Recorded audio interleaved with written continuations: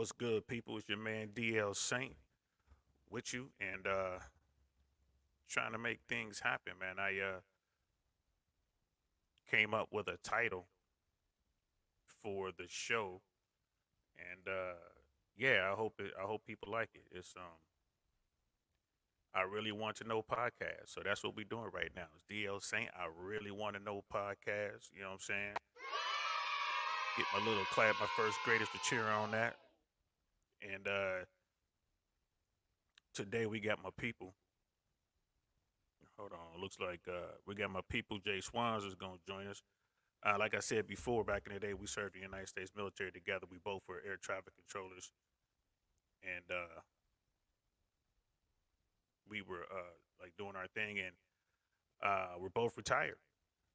And we have these conversations all the time. We're always asking, bouncing off, theories and ideas off of one another, trying to figure things out. And so yeah, we're gonna jump on here tonight and try to hash some stuff out because we do have some questions, and I really want to know why. You know what I mean? So again, welcome to DL saying I really want to know podcast, brand new, and I am talking to uh, probably zero people right now in the chat, but that's going to change at some point. But starting a YouTube channel and a podcast is not an easy task. I'm learning that it takes a little work, and I love it because it gives me something to do, something to strive for. Um, Shout out to all the big dudes are out there doing it. All the big people, all the men and women in the space. You know what I mean? Shout out to Suzette Speaks, to Fresh and Fit, to Rollo Tomasi, entrepreneurs in cars, Rich Cooper, all them guys, because it is really difficult to build a platform. I ain't gonna lie to you. I'm starting from scratch and I'm having a good time. It reminds me of when I was starting comedy, doing open mics and stuff like that. So, uh, yeah, it's fun. It's fun, and we'll be able to go back and look at these early episodes and have fun with that. So, I'm gonna bring in my people, and we're gonna get this popping. You know what I mean? So, y'all, uh, ladies and gentlemen, welcome the man, the myth, the legend, the airborne ranger himself, Jay Swans, up in the piece. Yo, hey, I heard you giving your shout outs. You forgot to give a shout out to these nuts. Y'all see why I don't even want to? Y'all know we gotta be brothers, cause that's how he starts. You feel me? Y'all, I just imagine what I deal with when the cameras are off. Just yo, imagine what I've been dealing with the whole yo, 20. What we 30 years? 20? Are we almost 30 years? yeah, just Almost 30 about. years in. Yo, you know what I mean? Why you look like a chocolate Beetlejuice with a Thundercat shirt on? Hey man, don't be hating on my Thundercats, bro. Don't be hating. You just man, you ain't got one. And Yo, I ain't getting you one neither because you want to talk all this. You know what I'm saying? Talk all this nonsense. yo, But man, I just need my royalties. yeah, when I get some, you get some. You know how that works. You know what Yo, I mean? so what's going on? Where the party at? Oh, it's my spot. I'm going to Vegas. Right. Y'all going to Right. Vegas. Let me hold them keys, cuz. Sin City. Yeah, let me hold them keys and I hold it down for you while you gone. Yeah, come on up here. Little Cujo come after you. Man, ain't that the truth, man? He has the craziest dog on the planet, man. Yo, A black poodle, a real poodle. Like I'm telling you, has he bit anybody yet? nah, man, me. He be nibbling at me, Mm. trying to do his thing. You know how it is. You got to represent, man. He French. He got a bad rep, so he try to be extra hard. You Extra, know, yeah. I like see that. light skinned brothers back in the day. They still acting up even today, man. Got to So be extra militant. extra militant, man. You know what I'm saying? Like I said, the most militant person I know and the lightest person I know is your pops. Yeah, for real. Walking around with an afro and a Kaepernick jersey. Right. Right. Man, Richard and Davy Crockett, he out here looking for drama. What you For saying? real. Man, which yeah, I was trying to I don't know how to do it, but I set the broadcast so we're going live. I was trying to catch it live, um, and I was gonna follow it on my phone, but I can't seem to Well, it says live in the corner. I'm looking at it right now. yeah, it does. But it's not showing it like broadcasting. I was just kinda looking at that. But and that's just probably me not knowing what I'm doing. But it's out there. It's That's going most on. likely what it is. Yeah, I don't know what I'm doing. I'm learning, man. Like I'll figure it out. So without further ado, man, let's get right into it, bro. So, um, we were talking earlier, man. We were talking about the class system in America. And it's funny that a Oh, lot of people aren't even talking about that these days, bro. Like people don't even want to recognize that we do have a class system in America. It hasn't changed. It is ingrained. well, that's And because that's not what's hot right now. I mean, when the 1% wants you to go in a direction, they put you in that direction. And right now, they don't want you looking at them. Excuse me. They don't want you realizing that you broke and they got it. So, how do you make people upset? You know what? What is it that the kid on the playground, you punch the kid and say he did it? he did it right. It's the You smoke know, and mirrors for sure. I mean, and it's to the point now. I mean, you look at what's going on with interest rates in this country. You look at what's going on with the wealth gap between the 1% and everyone else, right? You look at what's going on with inflation, and then poof, there's a war in Europe. yo, beware of the industrial military complex. There's You a know, war in Europe. And it's, and everyone's like, oh, the war. And it's like, well, gas prices are going up because, Russia invaded Ukraine. And then you got Americans, which I don't understand how the conservative wing, right, the right, can even begin to side with Russia on anything. I don't understand that, bro. because it ain't about what's right and wrong. It's about owning somebody, it's about getting the sound bite, and it's about anything that the other side is doing, you got to hate on. So, I'm no fan of Biden's, but they got him up there talking about, well, Biden's against Russia. Well, then we got to be for Russia. You That's know, insane. I mean, look at your boy Tucker, doing everything in his power. I mean, they using him on Russia propaganda now because of the crap he's saying. I mean, come on now. You got that cat in North Carolina. I can't even think of his name, the senator or no, the congressman in a wheelchair. I like to call him Wheelie. That's the dude in Texas. The governor of Texas is also in the wheelchair. You confusing the two, or Oh, so they got no the young dude, the one in the wheelchair that like got caught with the gun. You know, talking about I, he used to roll up on girls and say, "Sit on my lap." oh,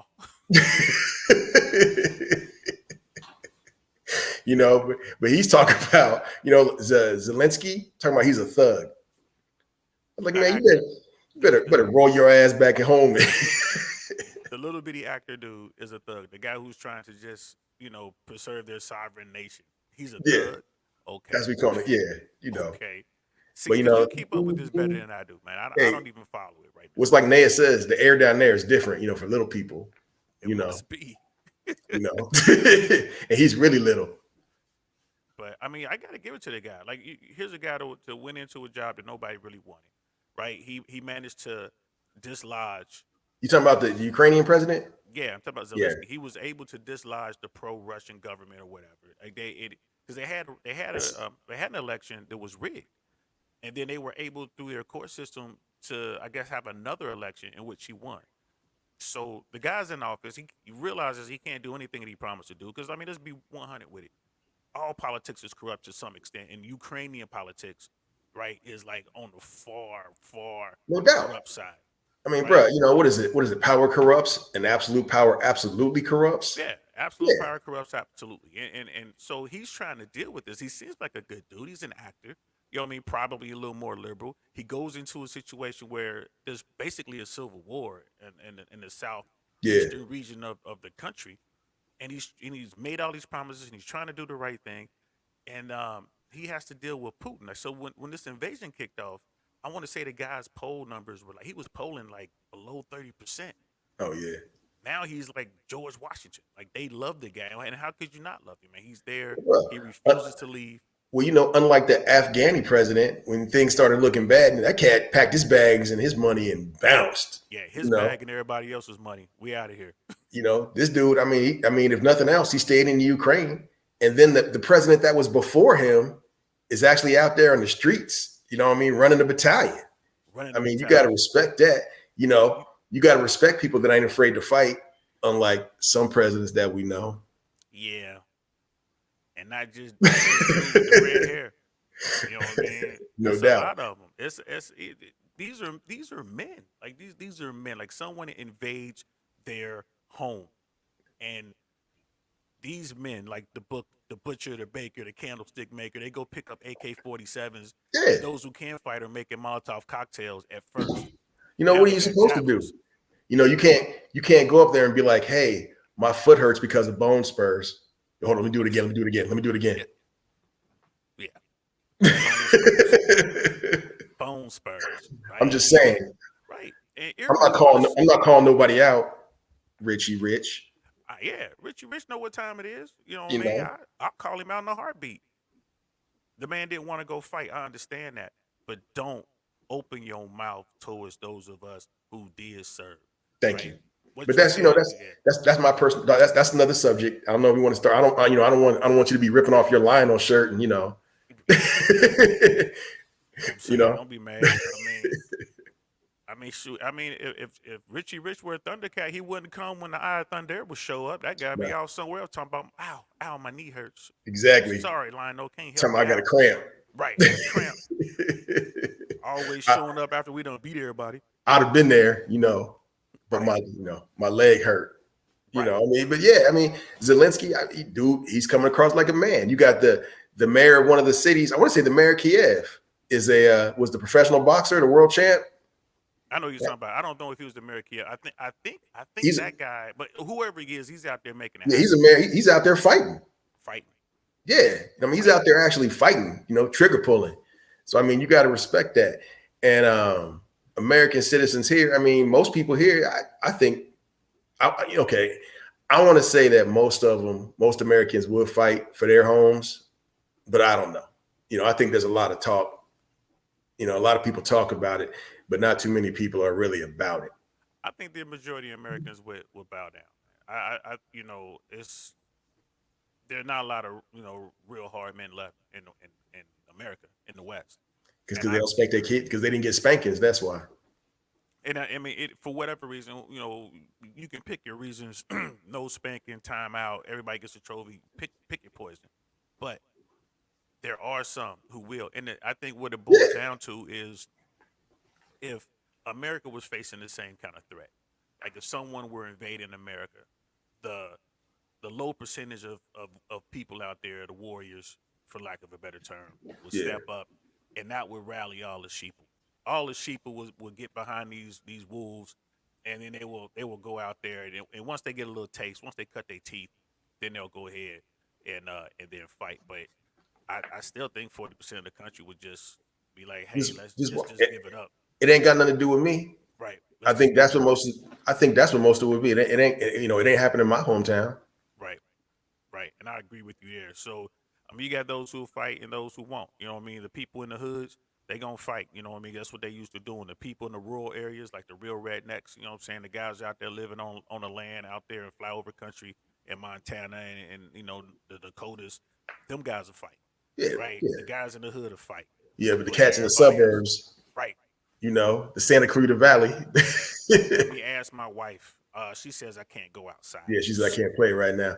But I think most people wouldn't even. Like I said, it's not affecting me. Or they wouldn't believe what they seeing on TV. They wouldn't believe it's happening. If somebody was to invade the East Coast, the cats on the West Coast would be like, that's not real. That's fake news. Yeah, that's That's insane how to me. the same thing that Putin is doing, with his country. He's got them, these people getting calls from their family members in the Ukraine talking about they bombing us, they shooting us. And they family members are like, no, that's not happening. It's a lie. It's fake news and this and that. Yeah. People are sheep, man. Like, how you get a call from your family member? How do you get a call from your child talking about they're shooting, they're bombing us? And you're like, no, that's not true. It's fake. We're trying to help you guys. I think that has everything to do with American privilege. You hear about white privilege and all these other kind of privileges, but that's everything to do with American privilege. Yeah. Like in my personal view, we're victims of our own success. Oh yeah. Oh yeah, of course. We believe, okay, like the biggest, lie I find with Americans when we talk about the exceptionalism of our nation, which it is exceptional, is, well, we're the greatest nation because we have the greatest minds and that's why we're so far ahead of everybody else. No, we're so far ahead of everybody else because after World War II, we were the only place on the planet that wasn't devastated. Right. So where Europe and Asia had to start basically from scratch again, we kept going. The problem is that everybody's caught up now. Right. Everybody's caught up, educational wise, infrastructure wise. The world is caught up. So the stupidity of America is now showing up. We're dumb, fat, and lazy now, and it's showing up. I mean, Yeah, we can't even. I mean, we can't even think for ourselves anymore. We got that is true. we got the president of the United States getting text messages and guidance from a news network. I mean, come on now, that's ridiculous. It is ridiculous, and it's yeah, yeah. Got nothing to say, huh? Yeah. I mean, I can't really. It, it's Hey, when spot I get on, when I, bro. when I get stuck like that, I my go to is these nuts. Right. These nuts. These nuts. But no, I mean, really, that's. I mean, if you really sit back and think about it, the movie Idiocracy, everybody should go see that. The movie Idiocracy, because it is exactly what's happening in the world. It talks about, people, they can't even make this, they can't think for themselves. They everything like, you go to the fast food place, they don't have like you don't put in the price of food anymore. You push Big Mac, you know. And Yeah. in the movie Idiocracy, you go to the hospital, you don't tell the doctor what's wrong. You got a kid at the register, and he just, you're holding your stomach, he pushes stomach. you know, that's that's what America has become. The president of the United States was a pro wrestler in the movie. Wow. Nobody could speak, proper English anymore. And that's happening now. I mean, kids aren't even writing in cursive anymore. They're not teaching that in schools really anymore. That is true. They don't. And I bet you, I would love. Well, your daughter's too young right now, but I want to know what kind of books these kids are reading. I bet you they're not reading Catcher in the Rye. What's that? Exactly. So, that's what's happening in America right now. We're losing that critical thinking level, and it's showing. People are freaking out over stuff they should. I mean, how are you going to shoot at the UPS guy or the FedEx man? FedEx guy. Yeah, people are shooting at the FedEx. Well, I didn't know what he was doing. Delivering packages that you ordered, fool. Right. Or somebody on the street ordered. Like, come on now. Like that. You're right about that. That's absolutely insane. You know, And and doing it knowing like, well, I'm gonna get off. exactly. So, all that stuff ties into, people are watching what's going on in Ukraine, and they're shocked that this stuff is going on. I'm like, I don't know why y'all shocked. First of all, Putin has been trying to invade the Ukraine, literally the whole country since what, 2013, 2014, 2012, somewhere in there. Right. It's been well over a decade. Like, And it's this. Yeah. yeah, I mean, so, I don't know why we're shocked that he's coming, and then people are shocked by the prices and the inflation and what's going on and the oil prices. And I'm like, well, hold on, y'all. I mean, he's been planning this for almost 10 years. Okay. They knew this was going to happen. And then you have those people saying, well, if Biden wouldn't have stopped the pipeline, then, we wouldn't be going through this issue. First of all, pipeline does not make oil. Okay. And we would have been getting our oil from Canada, which is like, I think 1% of the world's oil producer. So that's not an issue. Oh, wow. So yeah, I wanted to put this up for a minute because you know what, we're just gonna roll with this. We're gonna come off script. I had scripted some stuff out, but let's talk about leadership because that's what we've been talking about for the past Oh, 15, is that what 20 we're minutes talking about about? Oh, okay. leadership, right? So and like I mean, you can see on here, um, this was the worst traffic jam of World War II, right? And this traffic jam was created due to the German army in the Ardennes region. It was a 250-kilometer long backup. Basically, it went from the border through like the French Belgian French border all the way back into Germany, right? That's just kind of a picture of what it looked like. I don't know if you can see it there. And I thought that when I found out about this, that this was crazy, right? And so here's the thing: the page that I'm this guy I found online here. I don't know who he is, uh, Captain McNimby or whoever this dude is. He put in here like, oh, if the Allied forces had detected it, World War II would have been different, right? So, and it goes to what you were saying about critical thinking, education, and history, right? Here's the thing: the Allied forces did detect that.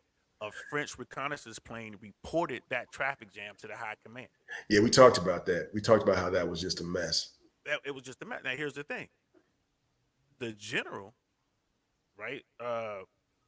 It was just Maurice Gamlin was the commander of the. Hey, dude, Yeah, Wait, what was his name? What was his name? hey, You said say Goblin, the Green yeah, Goblin. because I can't say it with a French accent. Gamilien, something like that. Well, he was the commander of the French forces, and he received the report and he's dismissed it. Nah, that's not true. That's simply not true because they're going to attack through the Netherlands. This is what we plan for. We know this is going to happen. Um, I don't know what that pilot saw, but he didn't see the German army stuck in Well, this traffic jam.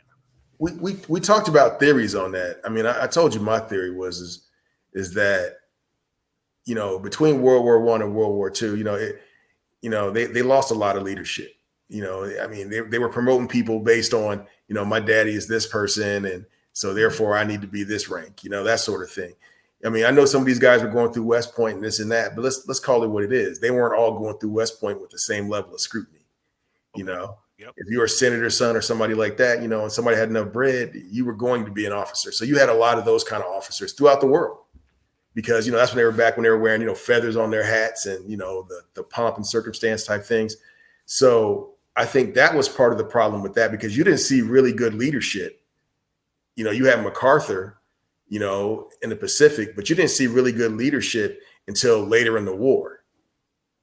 And then even those leaders were being stifled. I mean, Patton, with all his faults, was probably probably the greatest general in history, even with all his faults. And he was being stifled a lot and what he could do. I mean, they literally were like holding him back he would have gone to Russia if they'd let him go. And I was just going to say that. Again, it goes into leadership, right?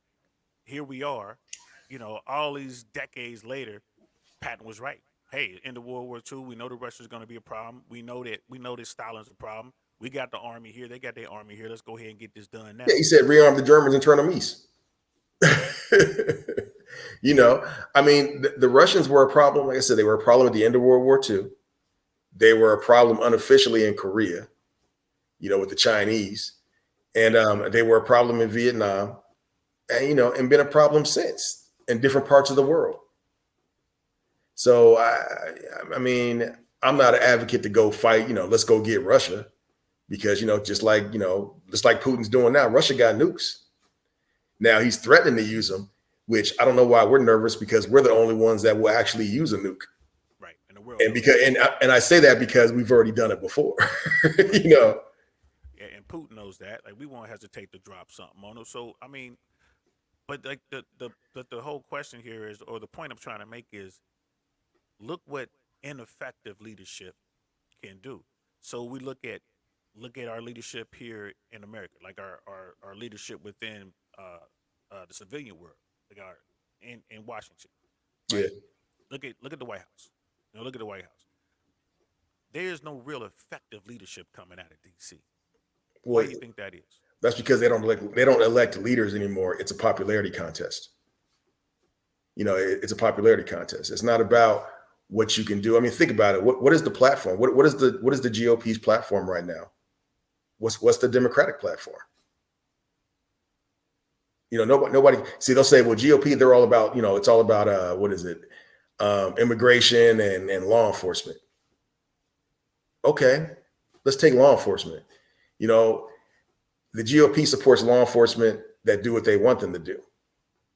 If law enforcement does not let the GOP do what they want to do, they don't support law enforcement, i.e., January 6th versus, the stuff going on all over the country, with officers, doing the wrong thing.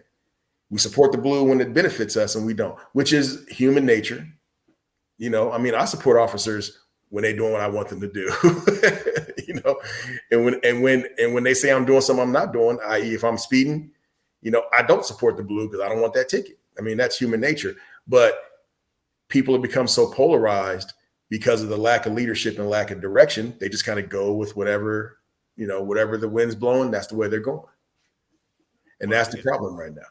and I'm a little different in the sense that if the police officer catches me speeding, okay, you caught me. It's all good. But I'm not trying to have you drag me out my vehicle, give me the ticket. You know what I Yeah. mean? Like cite me. Right? You know why I pulled you over? Yeah, you caught me speeding. What? It's as simple as that. But Well, and that's I mean, so and with respect to law enforcement, but you're right. when you have people who like, well, just so long as law enforcement is doing the bad things to others and not to us, then it's cool. And Yeah. an effective leader would say, no, that's wrong. That is wrong. You know what happened to George Floyd? That is wrong, and we're going to hold these people to account. We're not going to hold all people in law enforcement to account, but we're going to hold these guys who broke the law into account. And because they never do that, that's like a big thing now. So the president comes out and tries to appease the Black Lives Matter movement and all that kind of stuff, which I think that's wrong. That's not effective leadership. Well, no, I mean, first of all, hold on. I support Black Lives Matter because I'm Black and my life matters. Right. I'm And Black. I didn't say I didn't. I'm just Yeah. saying. What I'm getting at is, I've had people pose that question to me. Now, do I support the ideology that the Black Lives Matter movement pushes? No, not all of it. I think some of it's kind of crazy, but that's what happens when any movement becomes large, it gets to be kind of mixed up. Well, again, my point to leadership, that movement had a lack of true leadership. Had no leadership. I mean, so there were different ways that that whole situation they could have handled that whole situation better. But you're right. It was a lack of leadership, which diluted the message of what was going on. Plus the propaganda from people who immediately, because they heard that it was a Black movement type thing. Yeah, some people that immediately jumped on it like, oh my God, we can't have this. This is mad. I mean, this is bad. It's racist. We have to do something against it immediately without even understanding what they're talking about. So you had that group of people too. And then you had the people on the other side of it, on the Black Lives Matter side, that didn't understand what the true message was. So they're pushing their own agenda. So because of the lack of leadership, you got things going in all kinds of different directions. You have nobody that can stand up and say, hey, hold on. This is what's going on. A perfect example of that, defund the police. Yeah. Defund the police is a perfect example of that. If you sit down and you read what defund the police is about, okay, it's not about taking money from law enforcement and getting rid of law enforcement. It's about allocating funds to different programs that benefit the community. Doing more community type policing, getting mental health services and such, those type of things, drug treatment programs and those type of things, adding more money to those type of programs. But because there was a lack of leadership, somebody put the damn statement out. I don't know. I would love to meet the person who the first one that came up with defund the police. And, but they put that statement out there thinking that, oh, this is going to be great. This is going to be great. It's a catchphrase. It's going to get me likes. It's going to get me hits, that sort of thing. But there was no real leadership. Nobody came up and said, this is what it's about. Even Biden was like, no, I'm not defunding the police.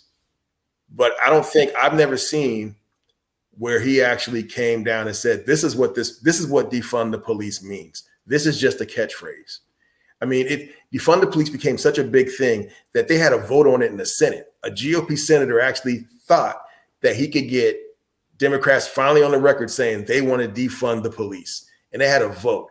And Cory Booker got up there right after he did that and said, thank goodness somebody came up and said, put this to a vote so we can all get on the same page. So we can end the nonsense. Yes. The only thing that I think probably was truly bipartisan in this government in the last, probably since 2008, was that vote on defund the police, which got zero votes. So, but that goes back to a lack of leadership. Nobody stood up and said, hey, this is what this means.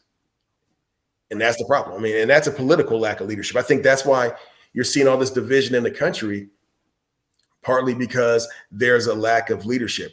There has not been a true, intelligent, strongman, leader type president. There's been no Colin Powell. I think Colin Powell, once again, God rest his soul. I think he would have been he was a great leader. And I don't know how he would have been as a president, but as a leader, he understood his position. He understood his role. I think John McCain might have made a great president. The problem is John McCain ran up against Barack Obama. Yeah. History wasn't on his side. I mean, the Nope. timing was off. Nope. I would have voted for John McCain right up until he announced Palin as his running mate. Yes. And I'm like, I can't really. Exactly. Can't take that chance. And when you read his book, which I've read his book, he didn't even know Sarah. That wasn't his pick. Right. Is this people's pick? Yes, that came from the RNC and his people. He didn't pick her. And the thing is, he didn't like her, which tells me that he knew. that she was not a leader. And because I truly believe leaders are born, they're not made. You can't make a leader. You can't do it. Leaders are born. All right. I have to agree with you on that. I'm not going to push back at all on that. Yeah, it's an energy you have. It's an aura that you put off. I mean, leaders walk in a room and people know that person's probably in charge of something. Right. Right. You know? I'll tell you a story, bro. I was Angelique was working on Schwarzenegger's campaign. Right. This is when Gray Davis got recalled. Hey, don't be saying that word, bro.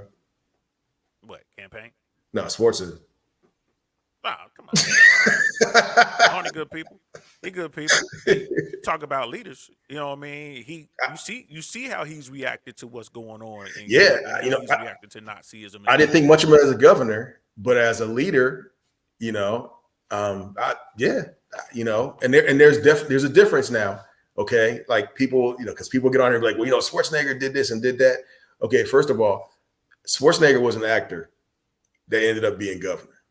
Okay, just like Ronald Reagan. Yes, and governors, I mean, dude, that's a tough job. Let's just call it what it is. All right, but when Arnold Schwarzenegger is allowed to speak his mind and say what he wants to say and do his thing, that's what you're seeing now on YouTube. Those are those things you're seeing.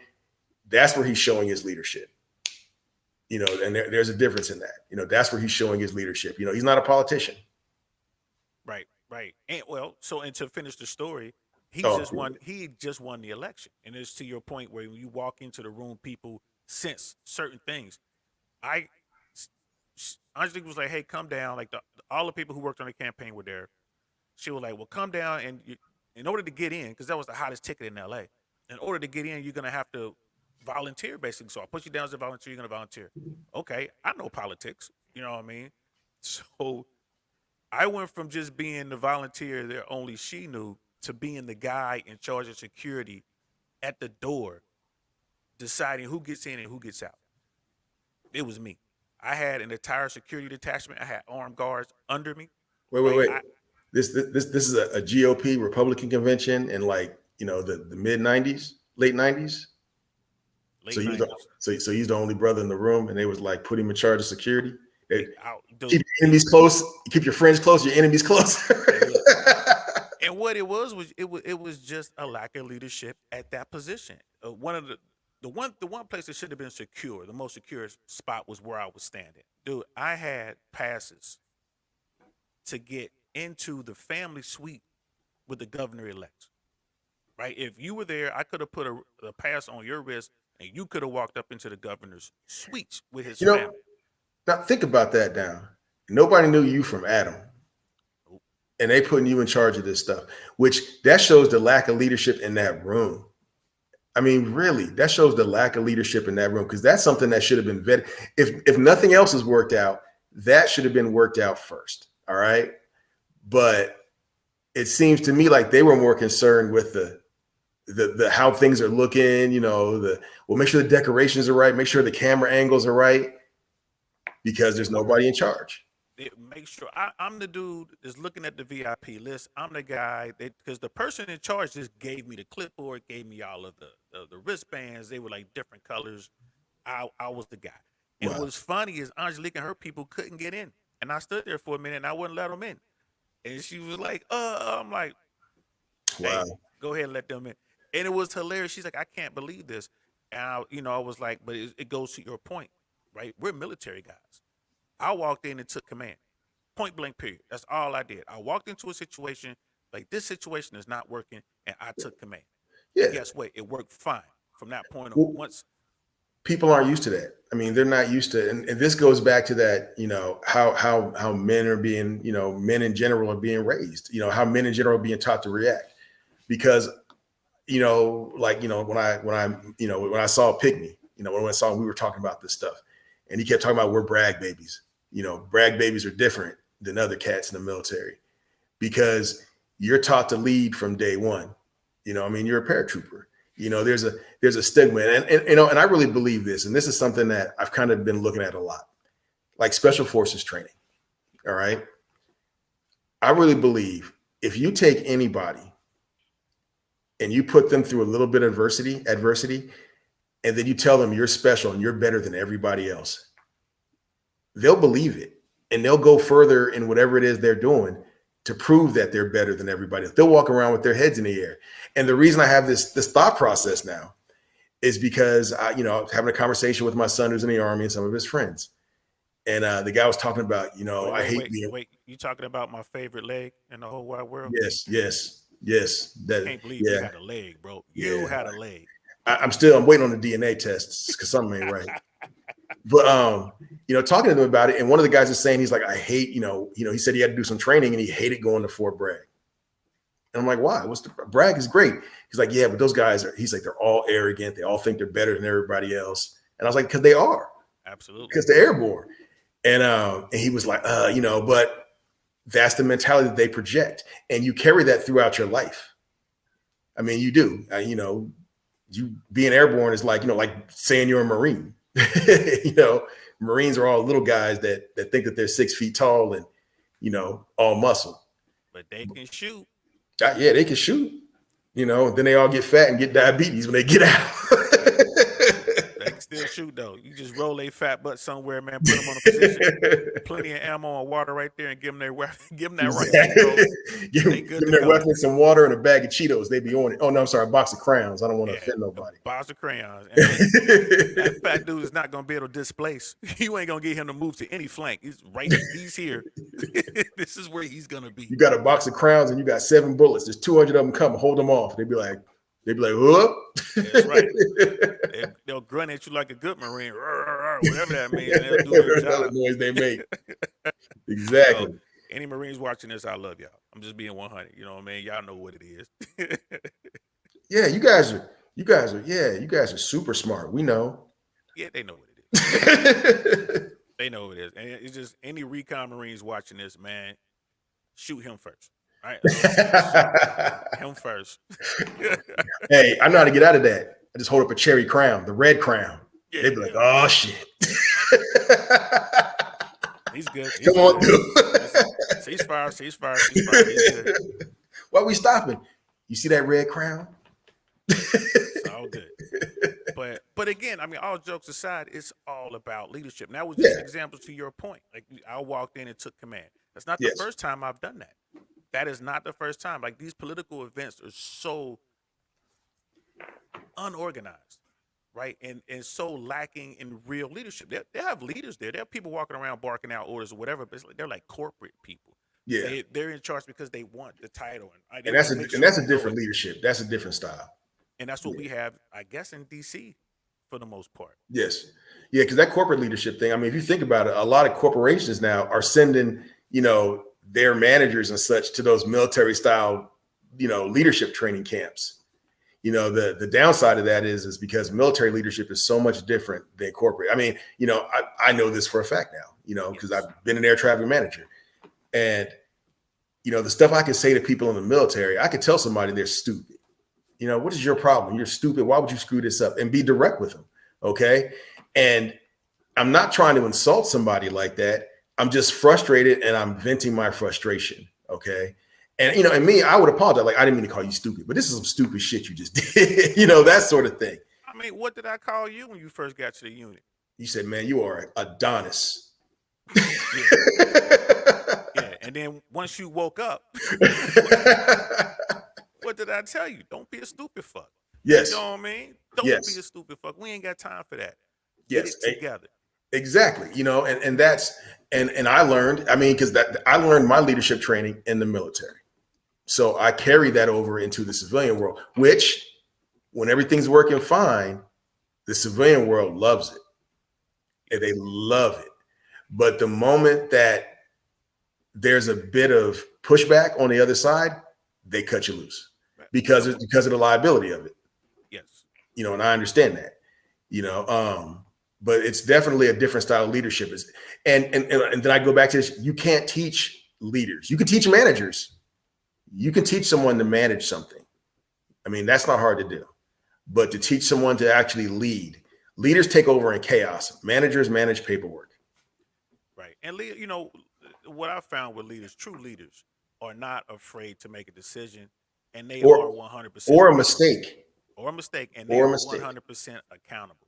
If I give an order, I know the order I gave, and if it's the wrong order, later, when I got to stand before the man, I'm gonna own it. It wasn't, well, Yes. JSwans told me this, or everybody else was doing it. No, No. I gave that order, sir. You know what I mean? And Point see, blank. you will never see that type of leadership anymore because, leaders are being, managers are becoming leaders and they're being brought up that, you never make a decision unless somebody above you told you to do it. So there's always somebody else that's accountable. That's why, in war, you'll see the corporal or the private take over a platoon, Wow. that sort of thing. I mean, I wonder what I'm gonna have to get an officer on here one day.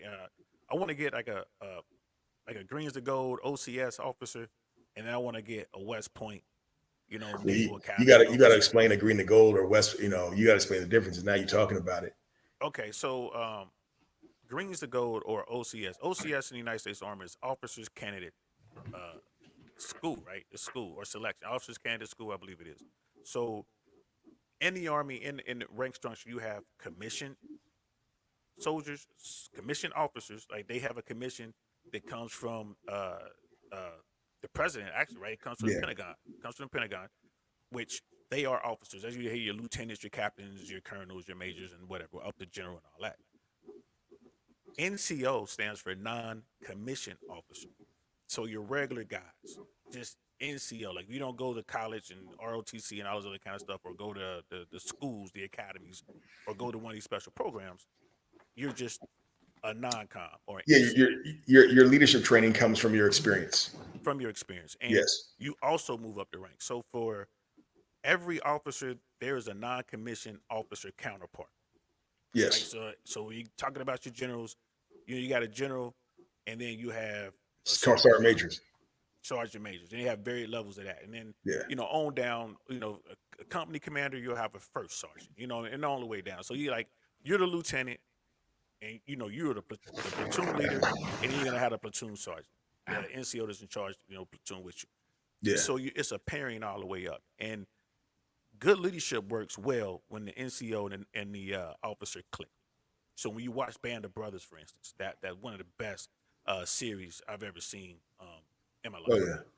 And they talk about Captain Winters and his relationship with his soldiers and his NCOs. Right? They were made better by a competent commander slant leader, and you will work harder for an officer that you respect. Yes. Just like if you work somewhere, you have a really good supervisor, or you working for a private owner or a private business, you're gonna work hard for somebody because they're in the trenches right next to you. They're doing what they're doing what you're doing. They're not afraid to do that, and they're handling all that other stuff on the side, and they got your best interest at heart. So it's the Yes. same thing in the military. So Officers Candidate School, Greens to Go is another program where the Army will pay for you to go to college, to a 4-year university, and when you come back, you're an officer, and they will pay for the whole 4 years. Yeah, That but was the case where we were in. and don't forget the green to gold is, you have to already be in the military as an enlisted person. Thank you. And I want to say you have to be in for at least 2 years before you can even apply. Yeah. So you know what it's like, to be, in the motor pool, sweeping dirt. You know those experiences. Yeah. Whereas some officers, I want to say more likely the ROTC ones, because the West Point cadets, they go through a lot of crap. I think the Yes. best officers I've worked for have been West Point officers. So I want to say maybe ROTC officers, not all of them, some of them, have never. Who did you serve under that was a West Point grad? The first, no, wasn't Bohr? No, Bohr was a Citadel grad. He was a Citadel. He was a Citadel grad. Yeah, Bohr was just a hard head. Yeah, and Major English was OCS. yeah, he was a SF guy from Vietnam. Wasn't who was the lieutenant that was the dive guy? I thought he was a West Point guy. Lieutenant Holmes. Nah, he was also NCO guy. Oh wow. Came up as an NCO. He went. There was somebody because we used to laugh at him because he used to knock his ring a lot. And I can't think of who he was now. That might have been after me. I'll figure it out. It'll come to me. But that's cool. I mean, I didn't know. Yeah, it's cool. I never served. And I got my cousin. She's graduating West Point this year. Oh, that's what's up. So have an episode for her, man. That's what's up. Yeah. But no, like you said, leaders are born and not. You can't teach a leader. You can't teach those skills. And don't like I said, people will confuse management with leadership, and there's a distinct difference. There's definitely a distinct difference. Like I said, managers, managers, when everything's going great, can manage. Leaders are there for when things go south. When the chaos happens, that's when leaders step up. And it's hard. And most managers, they know who their leaders are. Those are the ones that get, when you're walking out the building, you're like, hey, so-and-so, just make sure everything's okay. Well, 9/11. I mean, and I've never confirmed this, but when 9/11 jumped off, there was a point where individuals realized something bad is going on, and it has to do with some sort of activity with aircraft, someone or hijacking aircraft, right? And there were two things that I heard that I never got to confirm, and I don't. Maybe you have some insight, but the one thing was people were of controllers, managers, either controllers or managers. I don't know which one was afraid to scramble aircraft. It was a big thing, like, well, are we going to scramble aircraft? And then it was the whole. Oh no, that was that. Yeah, that was the stuff that was going on at the White House. That's in the book because I think Cheney was the one that made that call. Cheney was making a lot of the calls. Okay, and the second one was to ground all the aircraft. No manager wanted to make that call, and allegedly the call came from a controller. They just told the other controllers just start grounding aircraft, and they just started, getting on different lines and telling centers, and the next center would tell the next, and so on and so forth. And then eventually, during that process, it came down for management to go ahead and ground the aircraft. Yeah, I have no idea. That was, that's so far above my level back then. I mean, that's when we were both just starting out, so that was so far above. Yeah. I haven't talked to anyone to verify this. Maybe that might be a show for down the road. But now, I could see something like that happening. Once again, being in management, I see how difficult it can be to me because I've made decisions. I've told you, and you're like, I wouldn't have made that decision. Right. I don't know if I'd have done that. But sometimes you got to do it. And the consequences. Because here's the thing: when a leader makes a decision, that decision is made based on the information that's provided and the best outcome to be expected. Yeah, the facts on the ground. This is what I'm dealing with right now. Yes. Now, once again, I'll go back to this now. When it goes good for you, everybody loves you. I.e., when I had that earthquake when I was working. I was going to ask you about that. Yes. And I made some decisions that, believe me, when I told the aircraft, I closed the airport and all kinds of stuff. And I got people calling me talking about, you can't do this and you can't do that. And they were correct. You can't. Yeah, they were right. But they didn't know what was going on at the time. They didn't know exactly what was happening. They wanted me to, to call around and make sure this is okay and that's okay. And I'm like, but I have something happening right now. I have an aircraft that wants to taxi out and take off on a runway that potentially could be buckled and jacked up and have chunks of cement everywhere and cracks in the runway, which would have killed people. Right. And I was going to say that. Yes. There was a couple of decisions you've made that we talked about over the years, and I'm like, I don't know but there was always, I'm talking about personnel stuff. Yeah. But when it comes down to life and death, when it comes down to doing what we are supposed to do, I will always back you I probably would do exactly what you did. Yeah. You said earthquake. Same thing happened to me when I was working. One night, I'm working. I'm like the last controller there was about to close up or whatever. The other controller was like doing the tapes. This is how long ago ago we had to do tapes. Switch them out. Yeah. So there was an earthquake, right? And there's a jet on final, and it's I don't have time to make 15 calls. Yes. To find out what should I do, blah blah blah. I'm talking to airport ops, saying, hey, we just had an earthquake. We're gonna need somebody to do a runway check, but I got this guy just about to land in a matter of minutes. So what did I do? I had to tell the pilot and ATC talk that we appear to be experiencing an earthquake and landing will be at your own risk, right? Yeah. And what did the pilot do? Hey, thanks for that, buddy. He kept on flying. Like, I'm going to circle around so y'all tell me that runway is safe. Yeah, do you sort this out? Do you sort this out? Now, would, someone with less courage, leadership, courage, had made the same call, would they just let the guy land and like, oh, whatever? I would have bet you if you had 10 controllers, I bet you 7 would have let him land. And that's terrible. Yeah, I really believe that. And the reason is one, the attitude would be like, well, it won't be my fault. Right. Nobody told me what to do. Right. You know, Meanwhile, you got people on this airplane who are relying on you to keep them safe, and they yes, could, like you said, that the runway it's nighttime. I can't see the runway could be messed up, and that could cause the airplane to cartwheel or something. Who knows? yes.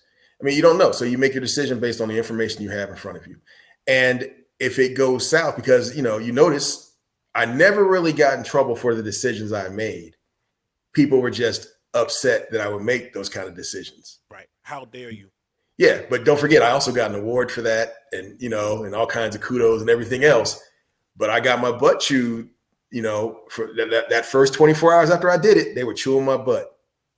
And then 3 days later, oh, here's an award. Yeah, I think I got $1,000 cash award for that. So, but this is okay. I think part of it is that we're a society of litigators now. So everything, people will sue you for anything. So you can't make decisions based on, oh man, we're back to this. Well, no. Let me finish your statement, and then I'll read this headline to you. See, now I don't want to say it. Well, okay. You want to be Mr. Difficult? Man, I forgot what I was talking about. We're talking about making decisions and being a leader, right? So this article, um, which was written in 2013, was talking about how 30 years prior to 2013, there was a day when a computer glitch nearly caused Oh, World War III. I watched something on that just recently. Yes, and Yeah. it was so in Russia, right? There was a nuclear site, like a nuclear site. It's a war. It's a facility, war facility, like we Yeah. have out here. And these guys received information on their system that America had launched nukes, and the nukes were inbound to the USSR. This is Iron Curtain was still up. It was still it was communist Russia, right? And I want to say it was the lieutenant in charge. I think it was a lieutenant, maybe a captain. He's in charge, and it's his job to launch. Right now, everything he's looking at, all of his screens, and keep in mind, these guys are in a silo. They're like in this bunker, underground, and everything he's looking at is like America has launched a nuclear attack on Russia, on Mother Russia, and it's his job to retaliate, to fire. And the guy didn't do it. Something felt wrong. Good leader. And it turns out it was a computer glitch. I guess the Russians had loaded up some sort of software that was a war game. It was a readiness test, and somehow that program got released too soon. And yeah, that's what happened there. And the guy never launched his. He didn't launch his missiles. And I didn't read this particular article, but I did watch the story. And I'm gonna read this article later. But what would have happened if that same scenario would take place today? I wonder. Yeah, under the current climate, I think it would still be the same way, because I think that I don't know. I don't know. I was getting ready to say that most people don't want a nuclear war. I mean, people just don't want it. But we're I trained in mean, reaction. what would you have done if you're in command? I've asked myself this question, man, a million times. I don't know what I would You have done. know, I know me. I would be triple verified. I mean, because here's the thing. What is it? You launch. Let's say you got. I think it's 30 minutes, right? Yeah.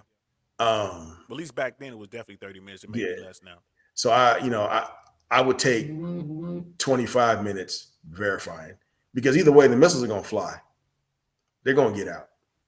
So I think I'd be trying to verify that stuff. So I mean, but I don't know. I don't know. But check your email. I just sent you some. Check your email.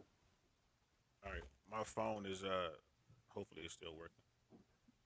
But that's one of the things that is just I don't know what I would have done, bro. Be Hey, honest with folks, that's how you know this is real live, because I'm sending them emails on stuff real live. He's gonna check it out. He's gonna be like, ooh, we're gonna talk about it. Probably not you. here. You picked this up yet?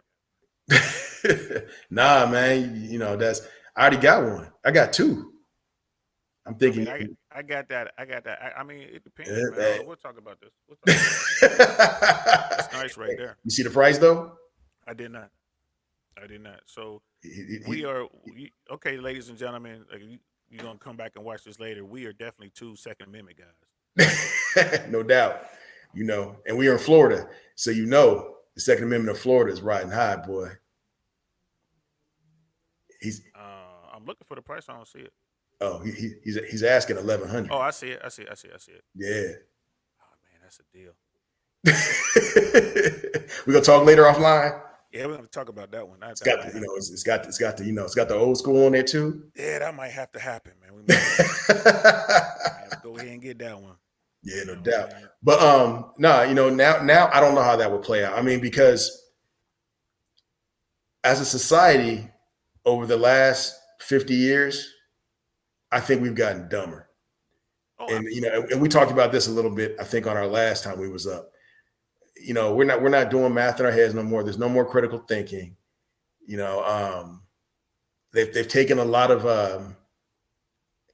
okay, prayer out of school, the Pledge of Allegiance out of school, things that would, and I know there's people out there that are religious, and but the point is that you had a focal point, you had a set of morals that were being taught in school. All right, you had a focus. You said your prayer every morning. It's almost like indoctrination, I mean, brainwashing, if you want to call it.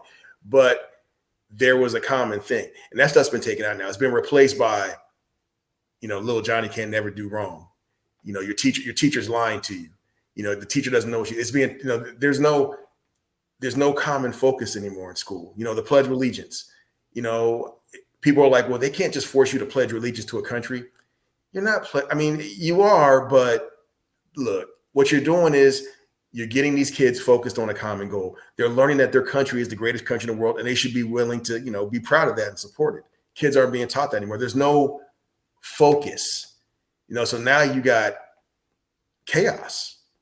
You got, I don't know. I don't know what I'm trying to say. I don't know if I'm making any sense. No, I think I get where you're chipping away at, man. Because I'm sitting here as you're talking, I'm thinking of the Pledge of Allegiance in my head, and there's one phrase of the Pledge of Allegiance that is just sticking with me right now. Right. So, with liberty and justice for all. Right. At the end of the Pledge of Allegiance, that's like the last stanza, the last phrase, Yeah, whatever. One nation under God, indivisible, with liberty and justice for all. yeah, Right. Now think about this for a moment. Back in the 40s, 50s, 60s, civil rights struggle and all that. All of the Americans, all of the black folks, African Americans, what do you want to call it? All the people who were down for the struggle said the Pledge of Allegiance every single day. Right. I would argue that that's ingrained in their head because they were fighting for that liberty and justice for all. and don't forget, fight. And these are people. Okay, these same people who weren't, who weren't even being treated as citizens. Not even as full people in this country. We're still going off, joining the military, and fighting for a country that didn't love them. Right. For a country that wouldn't even let them vote. For a country that Exactly. wouldn't let them hold. So, okay, and here's my sidebar now. So anybody that says that black people are not patriotic and don't love this country, I think I would beg to differ. I think black people are the most patriotic people in this country because they're willing to fight for a country that didn't want to have nothing to do with them. Proud to fight for a country that didn't want to have nothing to do with them. I mean, just think about that. Went to World War II, fought, weren't given medals like everybody else was, came back home. And, I think a lot of them stayed over in Europe because they were treated better in Europe, but came back home to lynchings, rapes, beatings, poverty, being turned away, but still love this country enough to be in the military and stick with it. So, but that's my little side note. I just hate when people say, well, black people don't love this country. I beg to differ on that. I mean, think about the Tuskegee Airmen, which I was lucky enough to meet. Oh yeah, several of Some, them. yeah, Oh in yeah. my lifetime. When you talk about a true honor, Oh yeah. it's the smartest warriors I've ever had the pleasure Highly of working intelligent under. men. That goes back to that whole, being, 10 times better. But that's another story. It's another story. But the Tuskegee Airmen were the cream of the crop for back then the Negroes, right? Went and set records to stay, stood to this day. right? They did things that their white counterparts couldn't do. And the whole while they had to not only fight the Germans and the Italians, but they had to fight the Americans. That's Yeah. insane. And then to come home and have someone call you boy. But that was the beginning of, I think, the average American, average white Americans uh uh ideal of a black man changed, in a large part because of Tuskegee Airmen, because all those bomber pilots loved them. Oh You yeah, know what I mean? because They they looked never lost a single aircraft. to enemy action. Yep. Never. And if it wasn't for Eleanor Roosevelt, they would have never got off the ground. Yeah, they'd have been driving trucks. Yep, never got off the ground. Extremely intelligent people, extremely intelligent men. Once again, having to be 10 times better, which is scary. And okay, now let's say this now: all Tuskegee Airmen were not created the same, because Right. some were leaders and some were not. Okay, but they were all amazing pilots. Absolutely. Back to Brilliant men. the Well, leadership thing. yeah, well, this kind of segues into what we wanted to talk about from the beginning, the American class system, and where we fit in it today. Oh yeah, There are people out there that will argue, well, there's no class system in America. And I'm like, you crazy. What yeah, America you live in? You telling me there's no class system? There absolutely is a class system. But where yes, do we fit into that system as black people, African Americans, however you want to identify? I don't even know what we are. I'm black. But some other people don't want to be called black. So where do we fit? Because we were talking about how wealthy blacks in this country, people who have worked their whole life, pulled themselves up from nothing, which built we, up an which empire. we know a few. We know a few. Yeah, we know a few. I'm talking real money. I ain't talking. I ain't Yeah, talking about rapper money. I ain't talking about actor. yeah. I'm talking about money. Intelligent people who have made smart business and financial decisions in order to improve themselves. Yes. And we're talking triple digit millions. And even these people can't buy a home where they want to buy a home without dealing with a bunch of BS. Yep. Wow. I think it's hard for certain people to realize, like, people just don't believe it. And I think, people of color and, and white people, whatever, I don't know the term, but, they don't believe it. Everybody has prejudice. There's not a person on this planet that does not have a prejudice. Okay. And when people say, I don't see color, no, you do. You Everybody absolutely do. does. Everybody does. I do.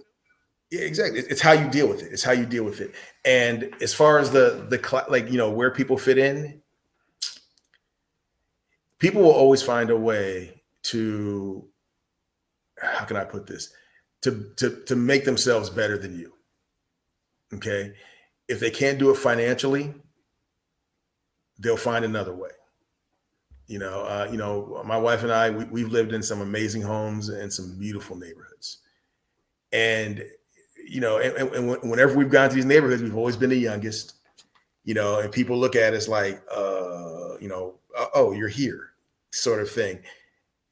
And they try to do things, financially that they think we can't keep up with.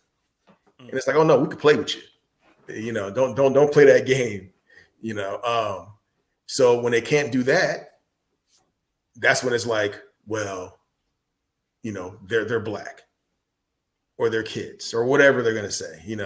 They'll find that way to make put themselves on that much more of a pedestal. So, and I think that goes along with, that goes at any level. Somebody's always going to find a way. Even if, okay, somebody working for you, let's say you had a butler, you had a butler, you had a white butler, he may go home that night and be like, at least I ain't black. Which is a crazy but true statement. What was it? Was it Chris Rock? Who was that? Who was that comedian that Chris said, Rock. Was it that Chris said, Rock. I'm rich and you wouldn't want to trade places with me? Yeah. It was like, yeah. And it was the truest, some of the truest words ever spoke. Yeah. He's like, there's not a white man in here that would trade places with me right now, and I'm rich. Yes. That was so funny. He got standing up. All the white folks like, yeah, you're right. I sure wouldn't want to be him. And here's the thing: he was doing a show with Jerry Seinfeld invited him on season 1 or season 2 of Comedians in Cars Getting Coffee. I don't know if you've ever watched this show. It started out on some random platform and then wound up on Netflix. And it's basically Jerry Springer. I mean Jerry Springer is Jerry Seinfeld getting an exotic car because he's a car guy. He's an enthusiast. He'll get an exotic car and then he'll go pick up like a superstar, like a comedian.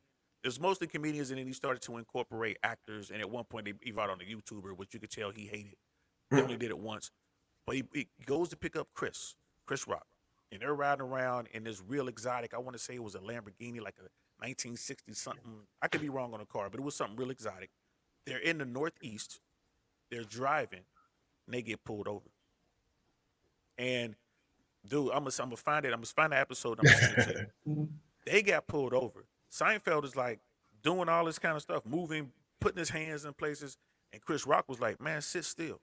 It was like, "Sit still, quit moving." Yeah, and you can see in Chris's face, he was 100% serious. Like, bro, this is a problem. And Seinfeld's like, "Well, what's going on?" You know what I mean? And the cop pulls up, and it was lightweight drama. They had to cut the camera.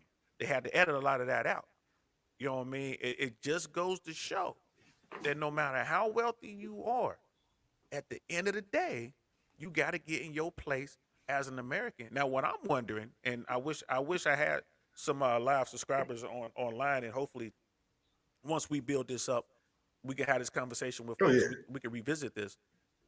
I want to know what that system is. Where are the levels? Like you know what I mean? Because go ahead. I don't know where the level is, but I was just sitting there thinking right now, right? Like, okay, like Mike, who's on here with us, before. Yes. I think if I went to Mike right now and said, "Hey, Mike, you know what? Would you switch places with me?" I mean, I'm relatively young. I've done well for myself. I have a beautiful wife. You know what I mean? I have nice cars. I live on a golf course. Would you switch places? I think Mike would be like, "Hell yeah." If legitimately could, I think he'd be like, "Hell yeah."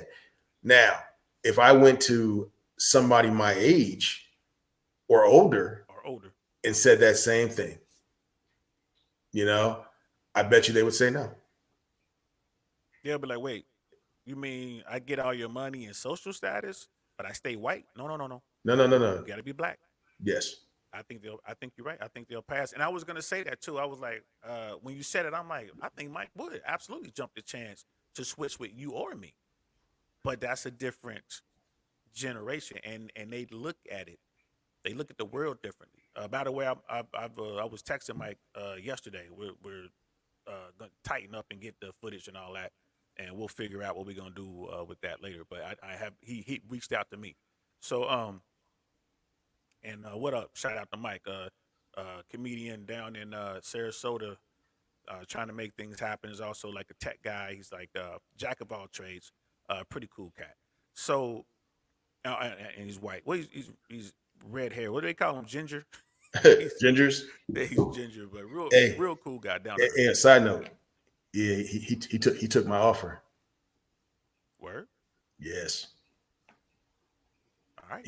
He asked where I was. I told him I gave him the area you're in. Yeah, I'll go get it. It's like I went and got the last one. This is all you. Yeah, I'm saying, I'll go get it. He's trying to work it out, but make it very public. I mean, Yeah. We trying to do a little something. We got a little Miami Vice vibe. Yo, man, you right. You got to chunk this up, though. You got to chunk this up. No. It's live. It's live. This is out there right now. You can't chunk it up. 100% legal. What we talking about? So don't worry about it. I mean, we got our paperwork. So and if it's not legal, it's Nino Brown. 100% legal. Hold on, Nino Caramel Mocha Chocolate Latte. There's always a guy that don't know nothing about that. Hey! Talking about that life. Shut your light skin ass down before I cut your ass and make change. Yeah. There's know nothing about that life, but he talking about that life. Understand? One of us joined the army to get off the streets during wartime. One of us. One of us joined for the ladies. Yeah, and I'll let y'all figure out which one it was. Ladies love a paratrooper. Yeah, yes, they do. That is absolutely Facts, like the kids say out here. Facts. Oh, you said, So oh, where's your little right, button? right. Where's your button? Yeah, I don't even know what button to push. So, but no, because my thing is this: like, I am curious to see what what it is. Like, okay, so we know we got working class, we got middle class, we got we got wealthy, we got super wealthy, right? Yeah, But where's the warrior class fit in there? Like, like the warrior class, the banking, the banking class, whatever. You know what I mean? Because here's the thing, like you said, no matter what, like we're two young men. I'm 51 years old. I'm retired. I'm living a pretty good life. But most Americans my age would not trade with me for a day. They wouldn't want to do it. most white Americans your age wouldn't. Right now, my white counterpart, if he's my age and retired, I mean, he's getting all kind of accolades, and he's the man. He's killing it. Yeah, Man, and it does suck. Not that I care. You know what I mean? It's just it is what it is. And I'm grateful to be in America because it would be harder in other countries. But no doubt.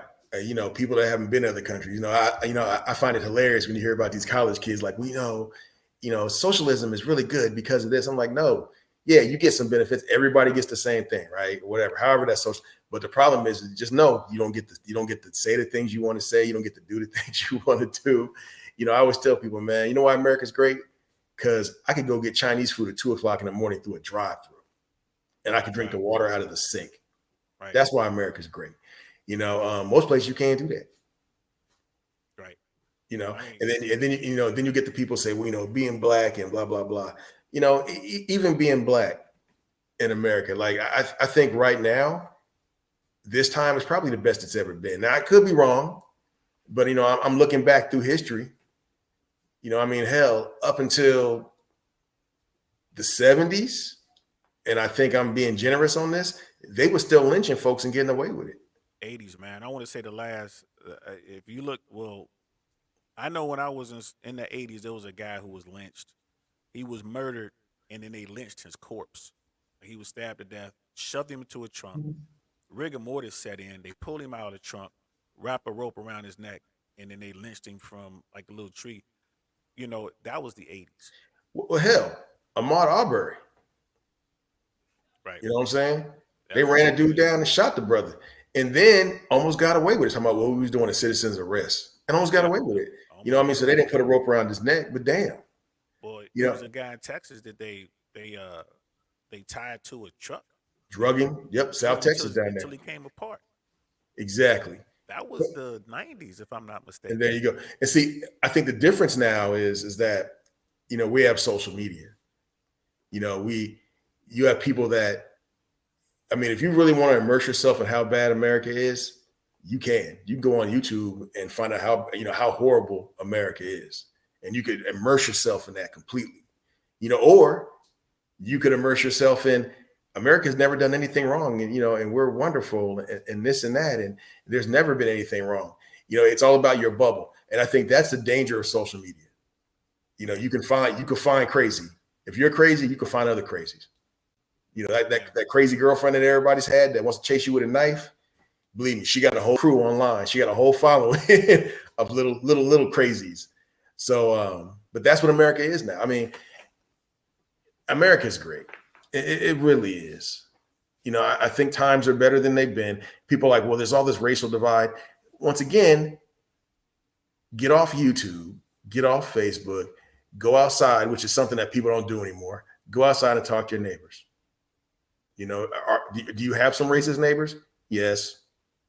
Do you have some undercover racist neighbors? Yes. But most of them not going to be like that. I mean, are they racist or are they just prejudiced and afraid because they don't know, I or a little think bit of there. both? I think there's a little bit of that. I think there's also, in certain instances, a little bit of jealousy or a little bit of superiority. Definitely some Once again, like you I see said, that. Yeah. 51 years old, retired, and the handyman comes to your house and he's white, and he finds out that you're retired. Oh, you must have been a rapper or in the music game, or something like that. We played football. Didn't somebody ask us that? We were somewhere asking us who we played for. I Was know it me I and get you? that. I get No, that on no, a it regular was me basis. and Marvin. It was me and Marvin. We were down in we were in Miami, checking in Coral Gables. No, Coconut Grove at the Ritz-Carlton. Yes, y'all, Ritz-Carlton. That's how your boy DL Saint travels. You know what I'm saying? If it ain't, Econo Lodge. yeah, that's how your boy gets down. That's how he gets down. But I mean, they couldn't believe we're checking in, and they're like, "Oh, you guys, who'd you play for? You guys football play?" People just walking up to us. That is the most racist shit you could do. Like, I mean, with no regard for, I mean, not that I care about feelings, but no regard for our feelings, bro. Right. Zero. I told you what happened when when I was living over there in Westlake, and Mitt Romney came through when he was running for president, and he came through to meet everybody and this and that, I lived in this influential area with a gated community, in Northern California. And there was an event where Mitt Romney, when he was running for president, he came through. And he's meeting everybody, he's shaking hands. And, he gets to me and he says, "Hey, you guys are having a pretty good season this year. How long have you been playing?" And I was like, "Huh?" He's like, "For the Kings." And I said, "No, I don't play basketball for the Sacramento Kings." And his handler, I guess, leaned in his ear and said something to him. He was like, "Okay, nice talking to you. Goodbye," and scooted off really quick. And the thing was, he just assumed because I lived in this community that's what I did. And, and then when we go places, I get that. I mean, that's how it's gotten to the point as far as the whole, are you a pro athlete? That I just roll with it now because people will buy me drinks and, they pay for dinner. And they will be like, "Shh, just let it go." You might as well. You might as well. Well, it is discriminatory because that's their first assumption. You can't be intelligent and be successful. Right. You can't be hardworking. There's got to be something else. And here's the thing: do they mean do they mean it as a slight? No. I was going to say no. No. It's no. I don't think so. I mean, it's okay. I mean, compared to this, you're sitting in class and it's a math class, and you turn to the Asian kid and ask for help. Now, are you being racist? Are you just assuming, yeah, he's got this under control? I don't know. Yeah, chances are he's good with that. But I mean, and it goes. But you're right. Everyone gets theirs. Like the Latin community, the Asian community, the Black community. You know what I mean? The Middle Eastern community. Everybody gets theirs. You know what's messed up though? Nobody asked Native Americans for nothing. That is terrible. I didn't mean to put it out like that, but I just, Bro, that is 100% so. Because because if I want a luxury car, I'm talking to a Persian. My friend. I don't know. Right? You know what? Hold on, that's a slippery slope you going down right now. That's you going down. But it's true though. Come on now, you looking at a Ferrari. Come on. Hey, listen, man. You like, yo, where you from, man? Oh, I'm from France. Nah, dude. See, listen, people. This is a note to self. Note to self. Never ask your friends to help you start something. You know what I'm saying? Like, I got this. Hey, man, grand opening my daggone podcast. JSwans get on, grand closing. Grand opening, grand closing. Now you got an hour and 45 minutes. You told me you gave me the list of words I can't say. Want me to read them off for you? No. Please don't. Please don't. But think about that. Like nobody asked Native Americans for nothing. Think about that. That's really messed up, though, ain't it? I mean, everything was taken from them. I mean, if you want to go through the stereotypes, Black people play basketball. Hispanics do construction. Asians good at math. Native Americans. I mean, we lost our culture. Like we were snatched from our culture in Africa, and I ain't gonna lie to you. I'm glad I'm not over there. I'm just gonna keep it 100. I'm glad I'm not over there. Whatever part of Africa my ancestors came from, things are going pretty good right now over here. Well, I was gonna say things are going good for. I mean, you never see that's the hard. A lot of people say, "Well, I'm glad. I'm glad I was over here." Well, because once again, don't forget the stuff they show about Africa on TV is not all Africa. They don't show like the major cities, and they show all the bad stuff. So you can't really reflect on it. Now, personally, in my life as it is right now, my life has turned out pretty well. Right. So I can't. I'm never going to be like, well, I wish I'd have gone back. No. Now I'm sure now we can walk outside and find some brothers that would, wholeheartedly be like, yeah, I think if I was back there, my life would be better. But I think part of the reason that we struggle as a people, even to get along with each other, is because tribally we're all from different places. Right. You know, we don't have, you know, people get upset about Kwanzaa. You know, I don't celebrate Kwanzaa because I don't even know what it is, man. I just know that one word, Kuji Jakalia. That's all I know. See, you know more than me. I grew up with Christmas, you know. But Kwanzaa is an example of us as African Americans in this country trying to establish some sort of culture. Right. Which You will know, be totally rejected by the culture you're trying to establish yourself with. Like yes, Africans, they they look don't they down don't on like us. us like that. They sure don't. They No, sure don't. As a you know, whole, Africans look down on us. yes. I mean, so you know, as African Americans, it's difficult now. I also think that we need to be given our just due for what we've done, because you know, for this country, because there's a lot of people that are like, well, if it wasn't for Europeans, well, okay, I'll take something off the cuff, just something simple off the cuff, okay? Forget all the basic inventions, because you know, black people invented a lot of stuff in this country. But let's take music, okay, and not direct, you know, not rap music. I'm talking about music in general, okay? Hey, you talking Arts. There about? I you mean, go. all the way back to blues, Well, I'm right? never. And what that stems from. Let's just take the arts in general, okay? If it wasn't for the cultural mix of different races, personalities, social groups, America would not be what it is today. Okay, you have European harmonies with African beats. You know, you have struggling artists from the ghettos that have never seen, you know, grass. Okay, never seen real grass. You know, doing art about their struggle. Shows like Archie Bunker, which you know is the most Talking about All in racist. the Family. All in the Family, there you go, was the most racist, but it was a reflection of America at the time. You know, shows like Good Times, another example. Why you put me on the screen solo, man? You know I feel awkward. But no, shows like Good Times, man. They you know, you would never see that kind of life. You know, you would never have these kind of different cultural things. You know, I mean, Florida, Miami is the Cuban scene, bro. You know, New York, Harlem, black, you know, a black America's Mecca. You know, Spanish Harlem in New York. So you there you still got go. that. Atlanta, you know, ATL shouted. there you go. You know, you got just different parts of the, I mean, just, and that's what people seem to not understand. You know, they get on their high horses and they're like, oh, we're better than this, we're better than that. Nah, you know, when you're at your best is when you're open and you're mixing with different things and you're listening to different ideas. And I think that's where the country's failing now, because the inability for people to have their own ideas and express them. You know, forget this cancel. Like I said, I don't believe in cancel culture. I don't believe in cancel. I just don't believe it. I think it's stupid. I doesn't think, like I said before, you can't be canceled if you're a true icon.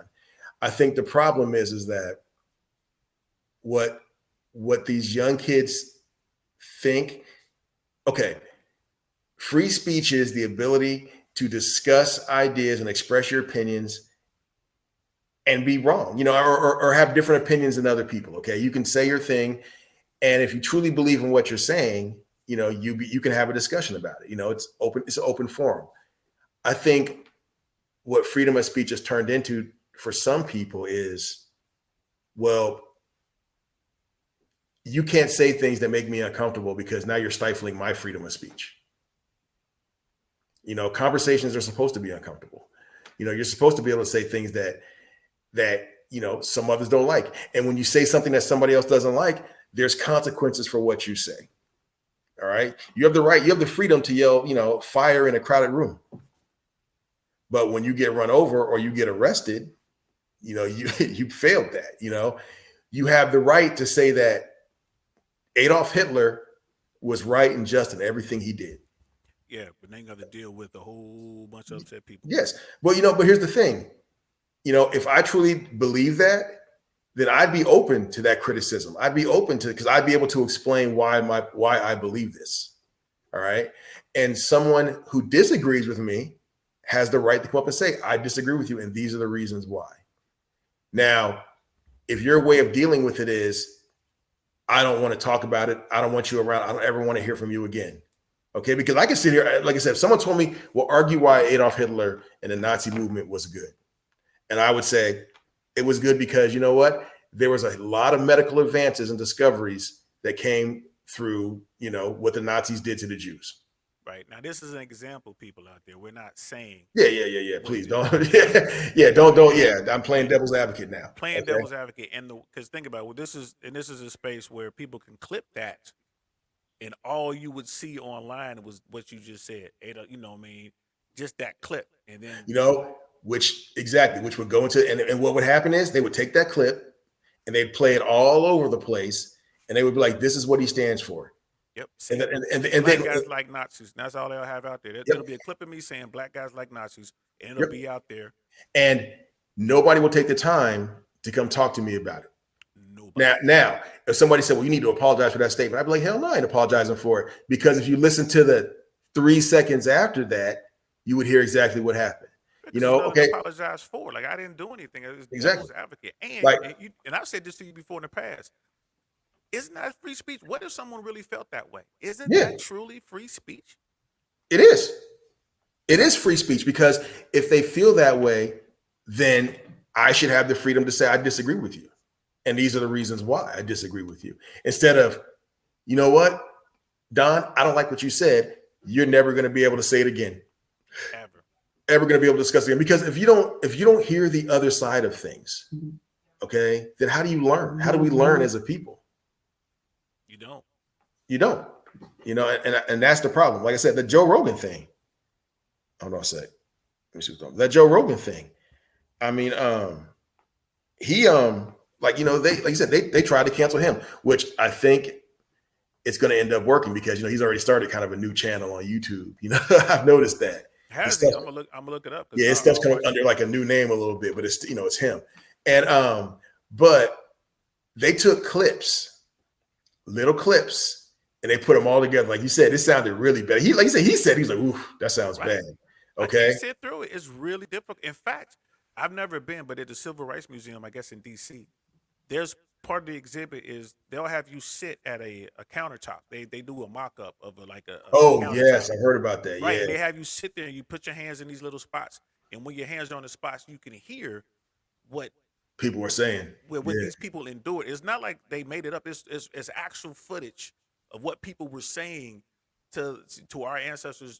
Trying to fight for civil rights, and they were ancestors, bruh, to our grandparents and and parents. grandparents and great uncles and aunties, and it was like they're sitting there.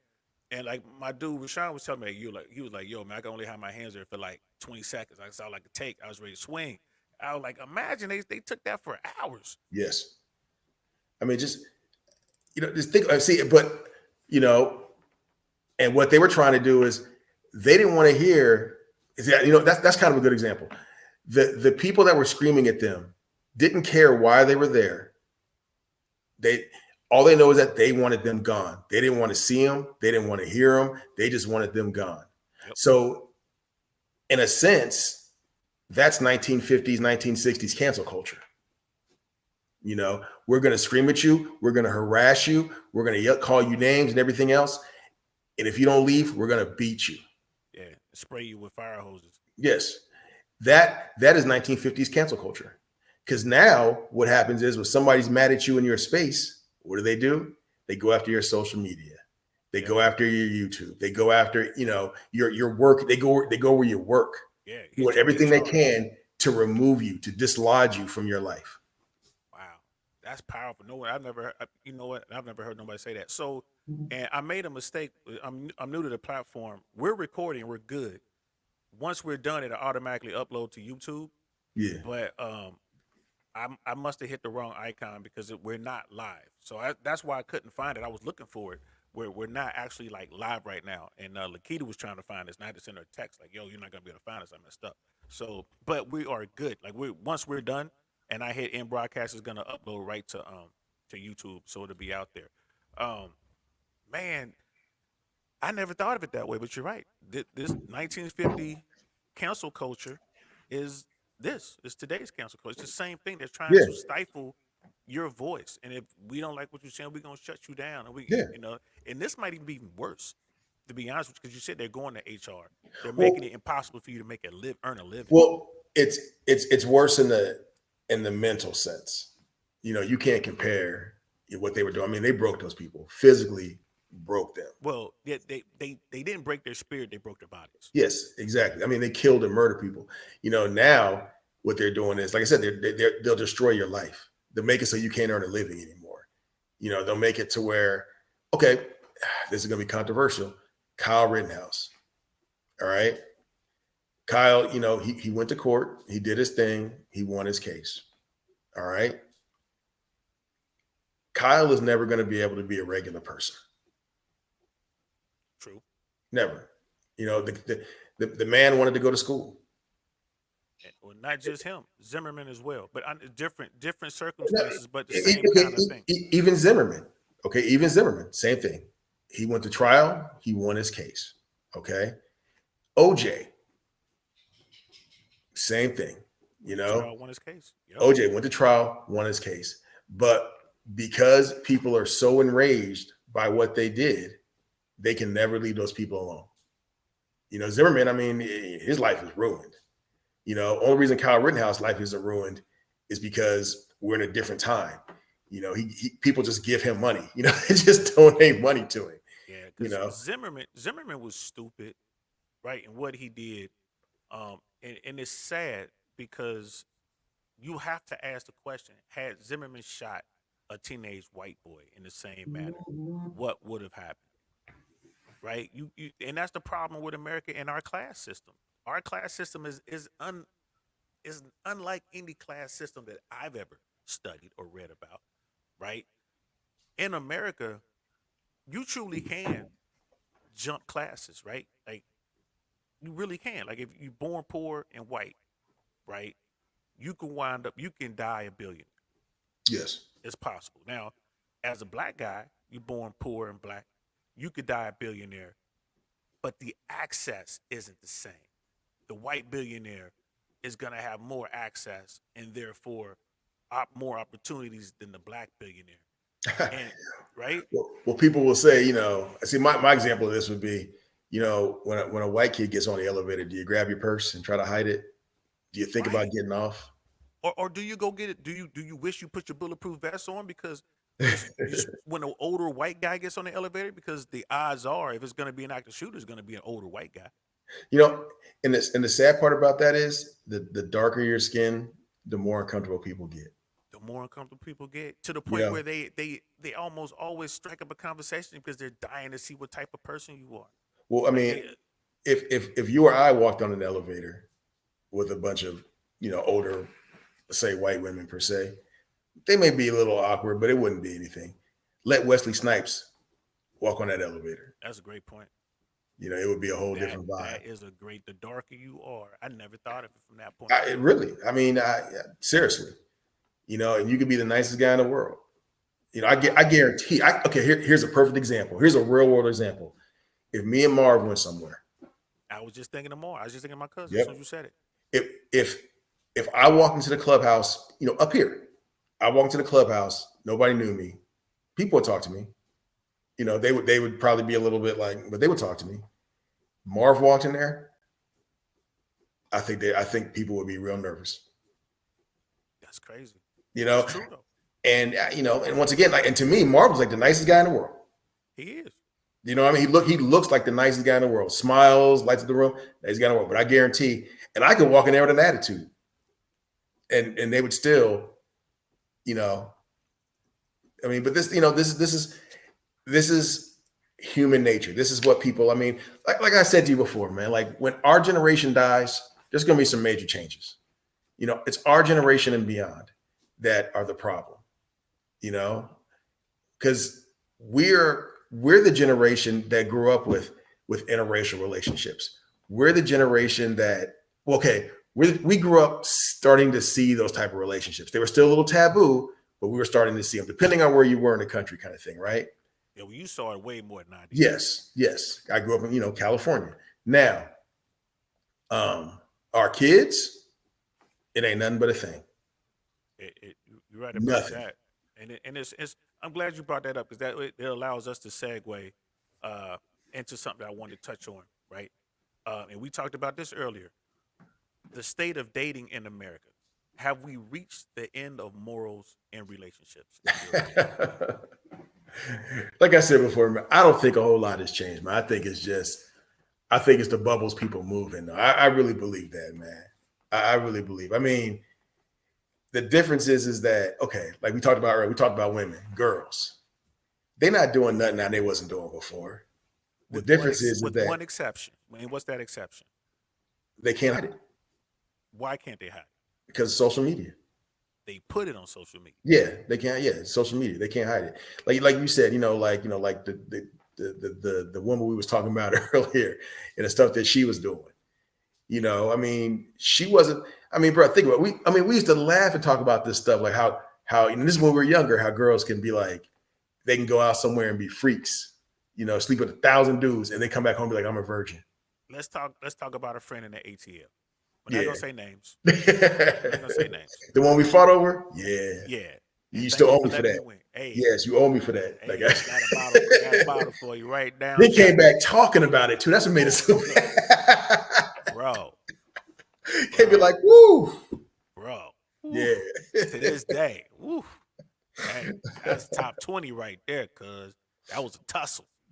Anyway, I'm Had that moment you did. I had that woo. Almost had to stand up. Listen. So we're talking about an extremely beautiful woman, right? Am I exaggerating? No, she's a dime. At Most the definitely. time, an extremely beautiful woman who was from California. California in Georgia going to school, right? Living with two other, above average. Yeah. Yeah. Like the two women were Definitely. very attractive, right? You could easily classify them all three as dimes. Would it be a stretch to say that? Three dimes living in a house together, right, in Atlanta. Now, little shorty that we talking about, she was running dudes like horses, like ponies, boy. Crazy. She was running dudes like crazy. This was the 90s. This was the early 90s. Yeah, talk to my family. Mention her name to my family that was down there. And he was like, oh, yeah. Right. His JSwans people was down there, knew her. Like, oh, yeah, we know her. And the whole nine running it down. Talking about you might want to get tested. Yeah.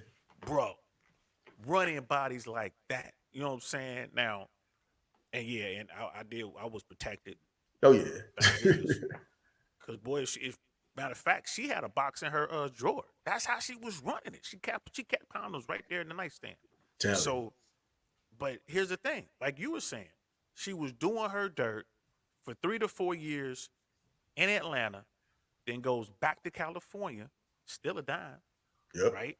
Body on point, educated, got a degree. That's a catch, right? Somebody in California was happy to see her come around a corner. She might have had a man in California. She might have had somebody. Might have had a few of them. Yep. Right? During that time. So the only difference is there was no social media. Yes. There were no pictures. So all you got is word of mouth, and it's like plausible deniability, right? She could sit there and be like Bill Clinton. I did not have sex with that man. Yep. Plausible deniability. You ain't got boy no Shaggy. Wasn't me. Wasn't me. Never did it. It never did it. Now here's the thing. Kids today are willingly putting that stuff online. It has a digital footprint that never goes away. Nope. So that's what I mean. So morals are out of it. That's it. Yeah. Because people are gonna say, "Oh, you're gonna hold me to account for that one mistake I made," because that's the only one you found, right? They were able to scrub everything else. Are you gonna hold that over my head, or can we go ahead and get married and have a relationship? And be like, yes, I can hold over your head because you had a counter on the back of the bed. You know what I'm saying? And you filmed it. Now, now is that wrong because it's a woman versus a man? Either way, you know what I mean? Like, discretion. I mean, come on. But here's the thing, though. Isn't it different for men and women, or are you of the camp to say not the same? I mean, you would need a woman on here to be like, do I want to be with a guy that's, that slept with like a Wilt Chamberlain that slept with 10,000 women? I mean, I don't know. I'm not a woman, as a man. But wouldn't the question, does a woman want to be with a wealthy guy? It's not the fact that Wilt Chamberlain slept with all those women. It's the fact that he's worth a ton of money. I don't know. You'd have to ask a woman. Like, I mean, where? So, okay, you talk about where where the morality has died. There's your question right there to follow that up with, because I don't think I think women are having sex as much as they've always been. Like you said, it's just social media. Now, are you willing to be with this man who slept with 10,000 women and allow him to continue doing it because you want to be married to a wealthy man? Where's your level of morality? That sort of thing. But I mean, but when I guess the counter argument to that would be that's historically been the case, right? All of the powerful men going back throughout the history of our species have had multiple women. But you've had guys that haven't been powerful or wealthy that have had multiple women. So I mean, I think where the sense of morality is not the fact that people are out doing things they've been doing. It's more of what are they willing to tolerate now that it's in their face. I could see having a relationship and, you're with a woman and she has an affair. Okay. You're married to a woman and she has an affair. All right. Could you work through that if you truly love this woman? Yes. You know what I mean? And people will commend you for that. Okay. And they will commend her for that. They will commend you for staying together through adversity. Okay. But isn't that a new social construct? Because that was no. I think even back then, people, because divorcing is ugly either way. That kind of thing. You made it. You fought through that and you made it work. Now, would people still commend you if you stay with a woman that is having multiple affairs and putting them in your face? Would your morality allow you to sit there and deal with that? Yeah, this is a hard one for you. I can see why it's so difficult for you because you actually have. Well, I mean, great woman, like in a good relationship, like you. But you know what else though? I firmly believe in the institution of marriage. You know what I mean? So that's another reason why it would be hard for me because, I really believe in marriage. I believe in my marriage, and I believe that you find a way to make it work. I want to say almost no matter what. So you were committed to your vows. You made those vows. Yes. Now and that goes back to your religious roots or your religious beliefs. And not even that. That goes back to my upbringing. And even my son now, and having conversations with him, both my kids, having conversations with them about relationships. They seem to talk about they talk about relationships. Like if you ever sitting there and talk to them, they talk about, like, what do you want? I just want a good relationship. I want somebody like this. What does that mean? A good relationship? I think it means what they grow up seeing. I think you emulate what you see growing up. It means different things to different people. Yes. Like what I consider to be morally straight, it could be different than what you consider being morally straight. I mean, I'm more lenient than you. Okay. Just by that much. We've had these conversations, like you talked about, like I wouldn't put up with that. If a woman did this, I wouldn't put up with that. Well, let's be specific here because we are talking to the masses one day. We will. Which? I'm trying to think. Okay, let's say. Okay, I'll put it to. Okay, like I'll give you one. Okay. This is my thing. Yeah. And if I'm gonna get into a serious relationship with a woman, I always say this: love me enough to not get caught cheating. There you go. That's my thing. Because if I catch you, it's over. Okay, there you go. Now, see, I would never go into a relationship even thinking that. Because that's something that hasn't been prevalent. If it was happening, in my family, that sort of thing, I never had a clue. I've never heard about, so it would never, even, my friends and doing this, it never, that's something that would never come up. Now, when you say it like that, I'm thinking it, like, love me enough not to let me know, I would hope, but that's something I would never say out loud because it's something that's not in the forefront of my head in a relationship. So I think that, like you said, relationships they mean different things to different people. What you want, what I was going to say is, you would never tolerate if you were with a woman and she went off on you and embarrassed you in public. Like we're out at dinner and she just goes off, flips out. You're not going to beat her. You're not going to do that. You know what I mean? But it's going to be a wrap. She acted like that. Let's say the one that I don't want to mention. Yeah, Yeah, she's gone. you done with her. You know what I mean? Like it'll never be the same. And that's what Ever. happened. And it wasn't one of those ratchet moments either. It was just enough to like, you just embarrassed yourself in my presence. You can't. And this is what I said, because he was like, well, she made the comment to the effect that, well, next time I won't blah blah blah blah, and I stopped her and I said, there won't be a next time. Yes. There you go. Now, whereas where I am, see, I've never really had that happen to me. You But did once. You did oh, almost. almost. You And how know, did you handle that? Do you want to share that or no? yeah, I can't, because now just she'll mess around. But I mean, but no, but you know what though? It never occurred to me like, yeah, it's over. It's a wrap. I was willing to deal with that in order, hopefully to correct it. I hope I'm not saying that too harshly, but hopefully to correct it and learn from it. I'm chugging the dog trying to open the door. You thought you like, oh, I'm in trouble now. Okay, nice Yeah, talking for to you. real. I Bye. did. The handle went up. I was like, but I mean, but now, could that have gone on continuously? No. No. But And I've said that a million times, which okay, I got a thought in my head. I'm a penny, but okay. So now I see what you mean about relationships. So and it's different. The relationship is different, or the meaning of relationship is different for different people. yeah, So in your world, that meant commitment's number one, yes, above all else, right? yes. So the mission is to stay together. Is that correct? That's exactly it. The goal is to make it work. Now, I don't want to say at any price, because that's not true. But it's the mission. Yes, I mean, but not at any price. I mean, there comes a point where, for your own health and well-being, you have to end it. I'm talking about, mass infidelity, like someone who does. Okay, relationship is two people wanting to be together, not needing to be together. I don't know if that makes sense. It does make sense. You know, They want it. They want each other. They don't yes. need it. And when one party doesn't want the other party, then that's when it's time to end that. Okay. Because one party can't fight. You can't fight to hold on to something that ain't there. You could try, but Agreed. Yes. So I think to me that's what a relationship is. A relationship is two parties, two people wanting to be together. Okay. So, and then the thing I had pinned in my head, and we've talked about this a million times, and you've pushed back on me harsh on this one. Yes, right? I love black women. Black women are amazing. You never pushed back on that yet. Oh.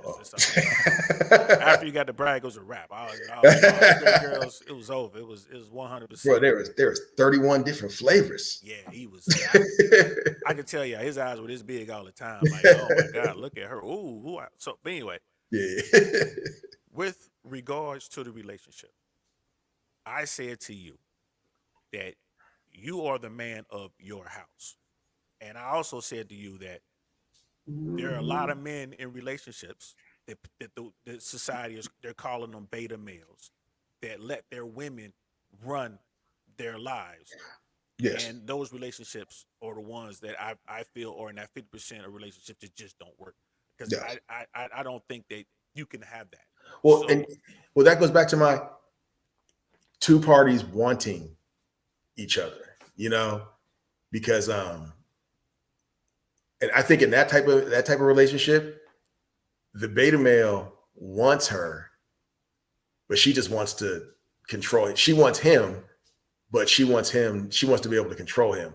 And if she can't control this, you know what I mean? Then she no longer wants him. Which is, crazy. Yes. Whereas my cousin said that she thinks that, and I thought this was a really, good thing, a really good quote that she gave me. She believes that modern men, because she's around our age, she believes that men, they feel the need to be needed more than wanted. They want to be needed more than wanted. Yeah, I would have to talk to her about that. We got to get her on, because I don't understand that. Well, I mean, because what she said, it made sense to me, because guys would get upset if she said guys would get upset if she found out that she made more money than him, kind of thing. Men would get upset over that, which but see that goes to that comfort level. Because there's a lot of guys that are like, well, a man's supposed to do this, and a man's supposed to. First of all, and they made more money than me. Look, I wish I could sit at home and wear an apron and would have no problem with it because I'm comfortable in my manhood. I don't think a man is defined by how much money he makes. I mean, I could date a woman. Let's say I told you that time I bumped into Rosario Dawson, right? And I Okay. Yeah. didn't know who she was. I'm just gunning at her because she cute, right? Yeah. I'm in L.A. Did I ever tell you the story? Yeah. You told me. Yeah. So we in L.A. or whatever, and she's standing there, and she's dressed like someone straight out of New York. Like she was like, straight out of that area in New York where all the eclectic people, you know what I'm saying, or whatever. Yeah. I forget the name of it. It'll come to me. But I'm like, man, I'm walking up to her like, damn, what's happening? What's your name? And she was giving me this look like, is this dude for real? And then she realized I didn't know who she was, even though we was just in the club and they were saying Rosario Dawson is here. I didn't know that was her. And she was like, my name's Rosario. And I'm like, that's a unique name. I've never met anyone named Rosario. I'm like, well, how you doing, Rosario? And uh she had on a rock and roll t-shirt, the Clash. I think it was the Clash. And I was like, so what you know about that band? And she was like, what you know about? So we talking. And she was like really into it right now. Let's say that went on and we had a relationship. It would not bother me at all that she's a multimillionaire. It wouldn't bother me. It wouldn't. I could care less. But it's like you said, I know who I am. You Exactly. ain't gonna be able to use that. You could try to hold that over me. I'd be Exactly. like, you can get the hell on. You know what I'm saying? And I think when someone would try to hold that over you, they're at a point where they no longer want you. They want to control you. The pleasure of the relationship, the excitement is no longer being with you. Now it's all about, what can I get away with? I mean, we both have dated women. We've been like, like, okay, you know what? I'm pretty much done with this chick, but let me see what I can get away with. Word. There's one in particular, you know what I mean? Like, the little shorty, the one that that we both, and, like I said, just done with her. But because I just wanted to, let me see if I can do this. Let me see if I can do this again. Let's see how far this shit. Let me see what I can get away with. Right. And you'd be surprised what you can get away with. Exactly. I think that's when you get those beta male types. Because they think that it's, they think they're special. I think you reverse it. You got women, you got men that treat women like that, and the women really believe that they're special. Well, he's just having a bad day. I think that's how women end up getting abused. Guys end up getting abused because of that. Lionel Richie, what's up, bro? Exactly. But I mean, which is terrible though that we make light of that. We joke. Hey. If a dude goes to law enforcement and say this chick, I've been abused, cops are like snickling and laughing as they're writing out the report. But if a woman goes and says she's, some dude hit me, they're gearing up and they're going to get dude. Yes. And that, what? There's nothing you can do about that. That's just what it's going to be. I mean, if it goes back to your youth, the black kid runs in the office and says, little Johnny hit me. And Johnny's a little white kid. They're going to look at the black kid like, well, why'd you start it? Right. I mean, that there's some things that it's just going to take time to change. And, as much as, like you said, you talked about this, as much as women want to be equal, there's certain things that, like it's funny. I was talking to Janaea, we're watching some movie and there's, they have the fight scene and, like, I don't know, like Marvel or something with Scarlett Johansson fighting this and that. Right. And I'm watching it going, yeah, she's done. First hit, she's done. It's like, well, no, I mean, because you know how to know, if somebody, the big must could do, if I hit any woman, okay, I'm 6'4", 270 pounds. If I hit any woman with my full force, I hit most dudes. It's a wrap. So no, they're not taking that hit. Yeah, okay, it's physics, y'all. Exactly. Around it, man. You know what I mean? I mean, 6'1", 200 pounds. You hit somebody, you hit a woman, it's a wrap. I mean, maybe the devastation will be a little bit less than if I did it. But either way, she going to sleep.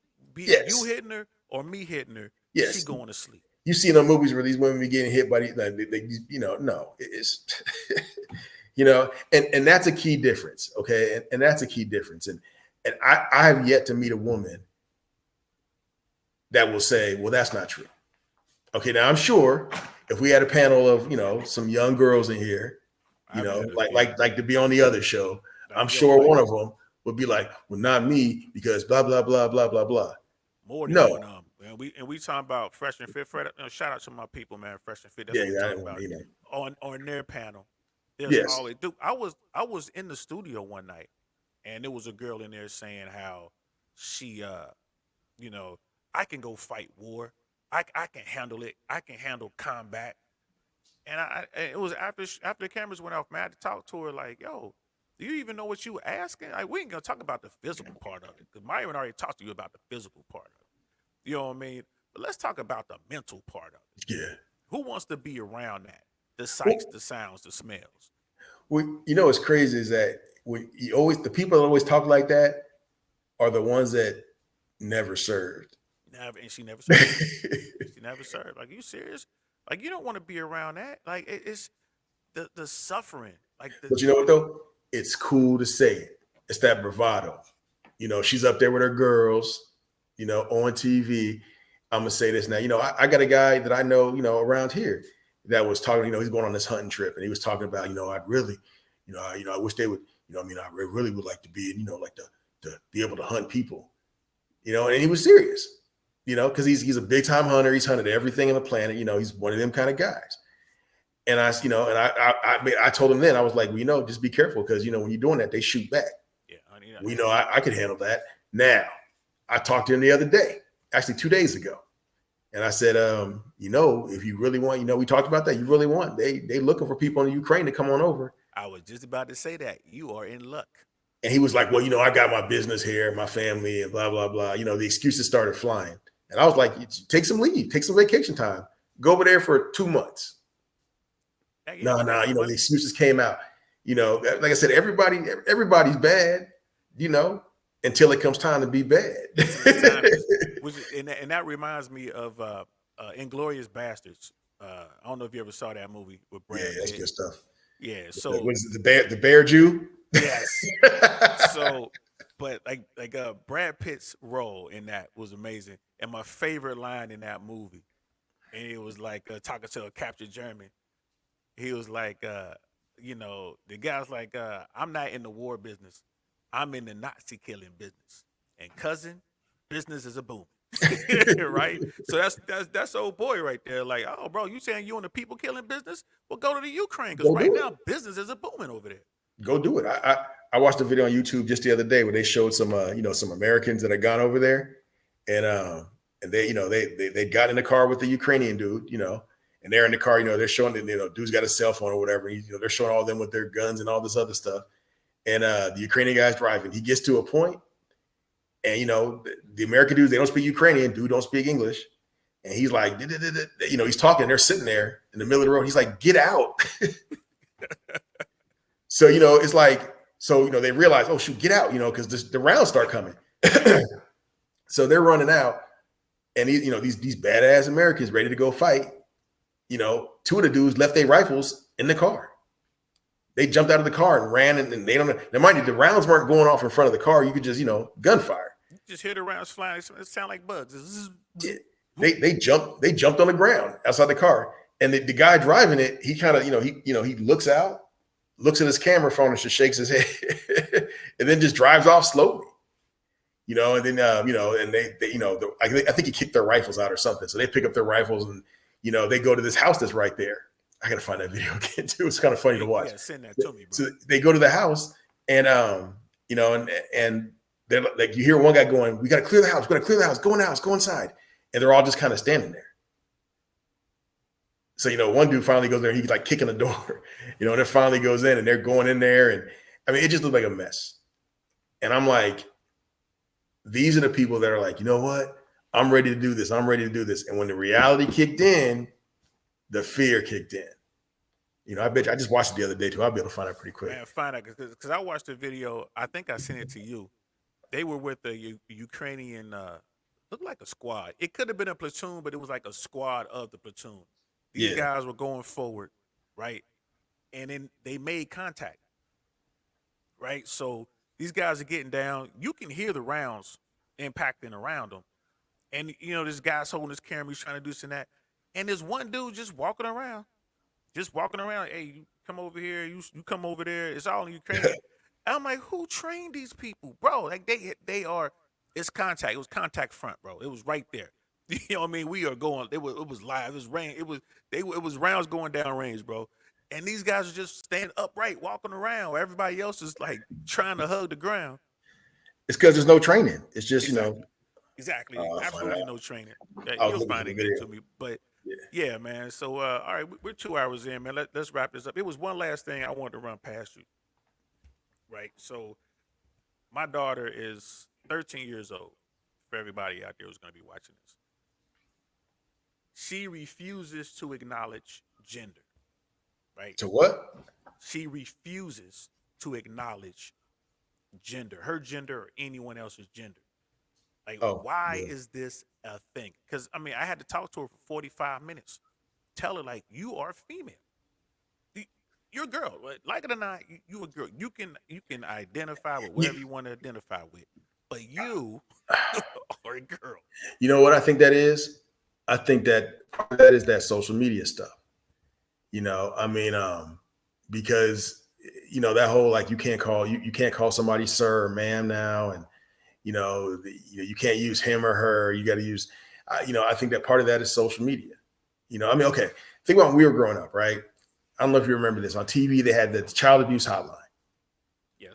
221 SUMA in Ohio. It was a Cincinnati 221 SUMA, and that puts you in touch with a counselor, and you can there you go. Your mama beating your butt. There you go. Yeah. So they had the child abuse hotlines everywhere, right? And that was everywhere. Okay, it was everywhere. Every time you watch a cartoon, it was one of the commercials. That sort of thing. So. I remember my mom telling me, because it came on the screen while she was in the room one day, and she said, "You call that number," and she's like, "You might as well pack your stuff up. 'Cause I'm gonna beat your ass, and then you ain't coming back." So I'm gonna beat you when they show up. Exactly. But I mean, it was all the time. So I'm sure that there were kids out there that were calling that number because they were mad at their parents. Yeah. Now, we saw that a lot, but it was nowhere near as much as the stuff that these kids are seeing now. With respect to you talking about like with gender and all this. Yeah, how you can't be locked into a gender. You can be whoever, you can be fluid, you can be whoever you want to be. I mean, what is it? They got the parents now, letting their kids decide if they want to be male or female. Yes. Like, yeah. And I know what that stems from.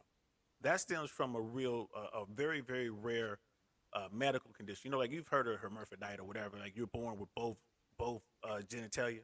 Oh, the hermaphrodite thing. Hermaphrodite. So, but that's where that came from because they would say, okay, someone has to make a decision because we're going to cut something off or make some changes here, and the parents will have to decide. Yeah, that's different than your kid is like your 2-year-old kid spends all his time with mommy, so he wants to put makeup on like mommy does. Well, he wants to do it because that's the role model that he sees on a regular basis, and he sees that's how they do it. And they take it to that next level instead of just saying, "Hey, no, that's what girls do. You come over here with me." Right. Well, and I just want to be clear here, y'all. I'm not advocating for anything. I'm just saying there is a rare condition. Yeah. And these parents are forced to make a decision, and then later on in life, the child might be like, "Well, how did you know I wanted this? I may or even wanted that." You made the wrong decision. I mean, I'm a dude. Right. You cut it off. You cut it off. So and that's different, but that's different than just letting somebody make a decision. And but I think these kids are okay. I think here's the problem right now. Okay, I think these kids are being brought up thinking that they have rights. Ooh. Thinking they have the right to choose, thinking they have the right to make a decision. Look, as long as I lived in my parents' house, I didn't have no rights. Exactly. The right to privacy. This is my room. No. And I heard this on a regular basis. Do you pay any bills in this house? Right. No. Then that's my room. I allow you to dwell in it. Right. That sort of thing. And I think that's part of the problem. Kids, they think that they have choices. They think they have rights, and they don't. You have the right to do what I tell you to do. Right. You don't. Absolutely. If I tell you to eat broccoli for dinner tonight, you have the right to eat that broccoli. Well, I don't want to eat it. Then you have the right to starve. I mean, and that's how we were brought up. Now, kids are like, well, I don't like that. So I find that to be, and they'll say stuff like, now you're forcing me, now you're harassing me. No, I'm parenting you. Yeah, There's it's a difference, co-parenting. Yeah, and you know. I asked my daughter, where you? I'm like, okay, where did you get this from? I'm curious. Is it something you saw online? But my daughter, she's not really online like that. Is it something your friends are talking about? She was like, no. And it turns out that it was a teacher at school that was talking about it, telling them what you're saying. Well, you have rights. You don't have to use pronouns. You can. And it boiled down to and my daughter said this was profound, and I'm not using her name on purpose. Yeah. But my daughter said this and it was profound. She was like, I don't know who I'm supposed to like. And that's what it all stems from. Yeah, because see, and that's the other thing too. Think about that. I don't know who I'm supposed to like. Okay, well, who are you not supposed to like? Don't like anybody. You're a kid. That, you know, like who you like. If you find somebody entertaining and stimulating, have at it. If you find someone evil and mean that you don't, this is okay. Like I had a conversation with my, JD, and we were talking about, he's over in Korea now. So, and we were talking about just different things in the military and such. And I told him, I said, look, man, when you get these Katusas, I said, because he said they're getting a Katusa, assigned, the Korean augmentee to the United States Army, Katusa. You guys are going to get assigned a Katusa to your unit, to your team, to your squad. And I told him, I said, hey, man, look, when this guy shows up, don't let the other guys in your squad give him a hard time. Don't let them make fun of him. Don't let him treat this dude. Make sure they treat him like they treat everybody else. And he was like, yeah, I know exactly what you're talking about, Dad. I won't let that happen. And I said, okay, you know why, right? And he's like, yeah, because, it's wrong. I think these kids, okay, we did bullying and such. We did bullying, and we did stuff we're not proud of. But there were consequences for our actions. And as we've grown, we've learned how stupid some of that stuff was. Like I was the guy who used to throw kids in a locker, lock the locker, think it was funny.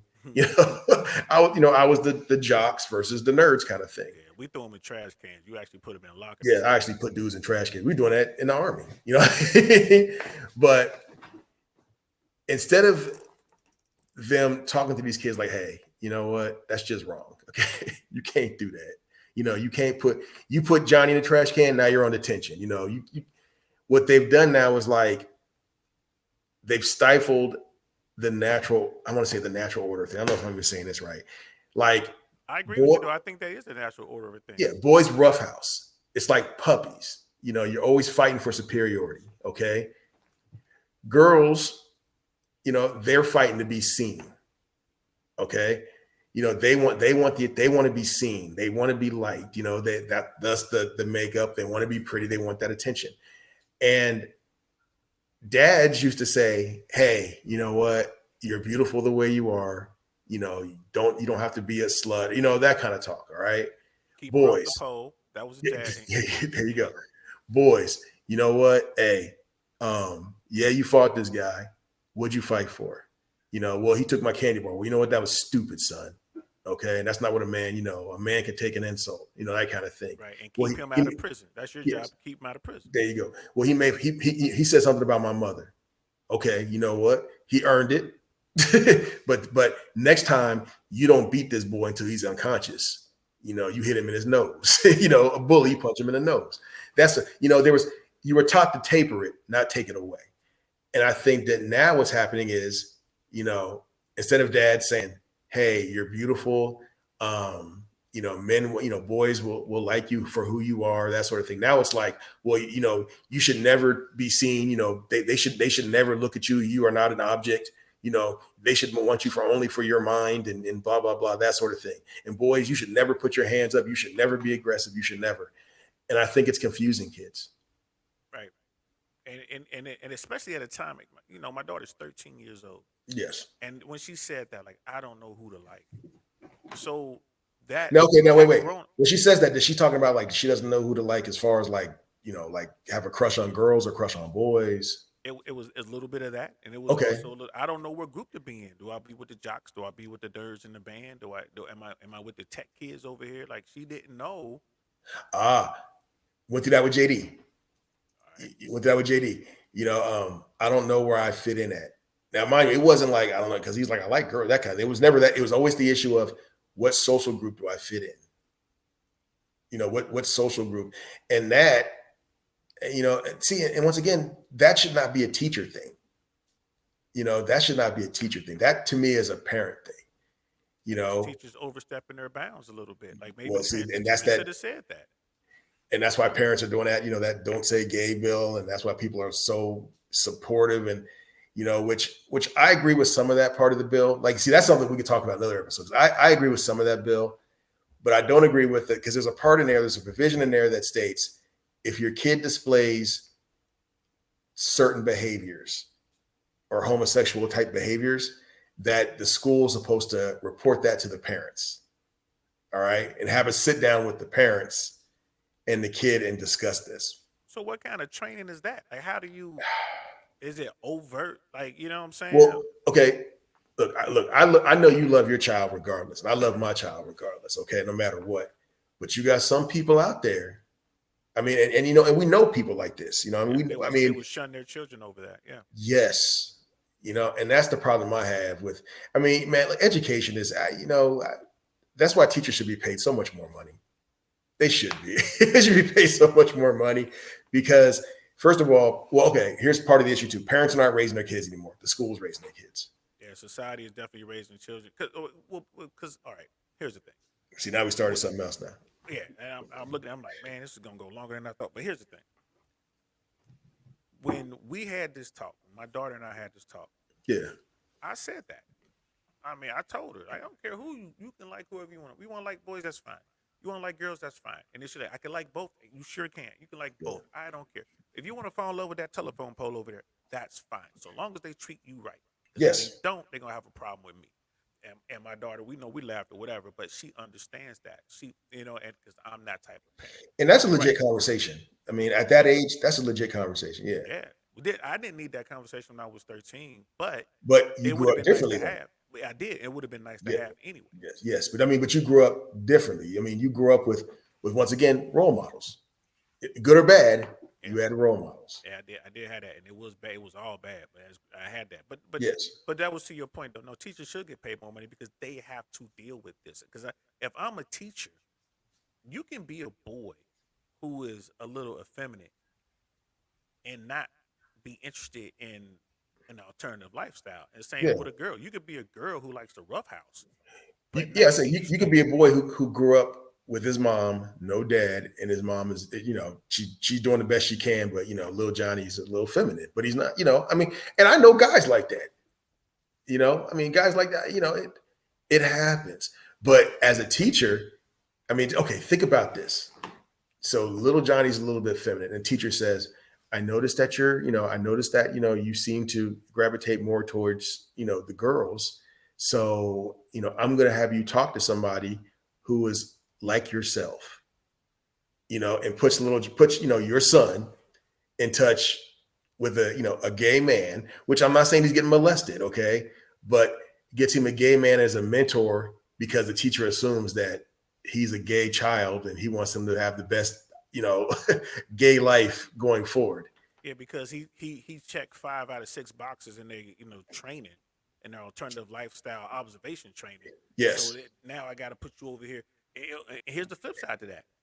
Same kid, same thing. Like, and that kid's like, well, teacher thinks I'm gay. I'm not gay. They done paired me up with a gay mentor. Yeah. Dude sharp. He's teaching me good things. I like girls.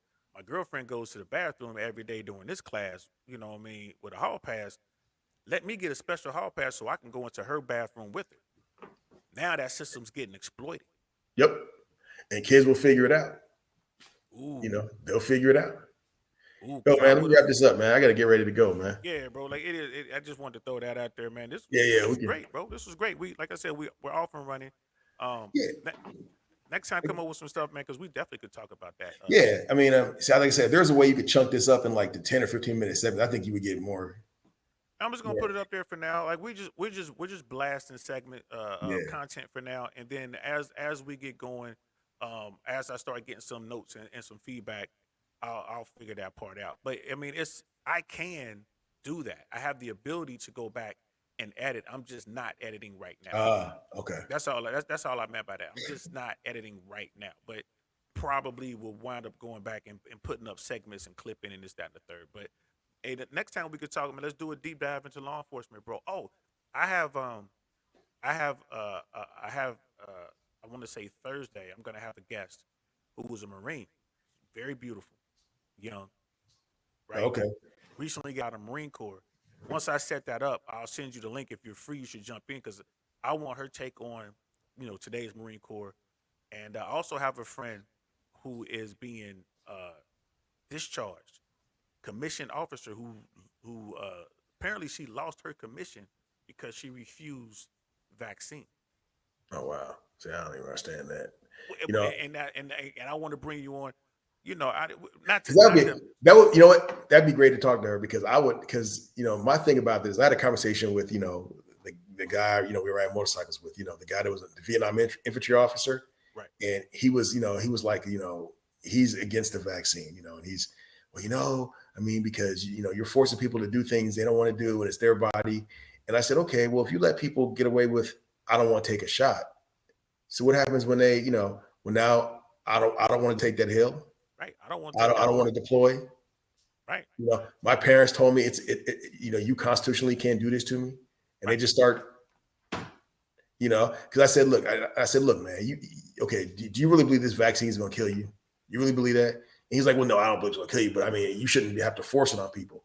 And I said, okay, so they're being given an order to do something that's not going to kill them, it's not going to harm them, but because they don't want to do it, they should have the right to say they don't want to do it.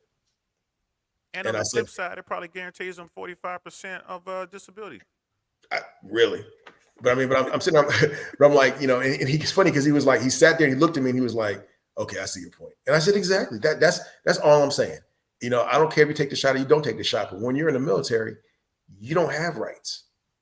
You don't, especially when you hold a commission. It's like, and here's the thing: I don't want to beat her up, and I'm not sure how tough she is, but I definitely want to ask her some questions. I'm gonna be like you. I'm like, well, you signed up for it. You supersized signed up for it because you Yeah. took a commission.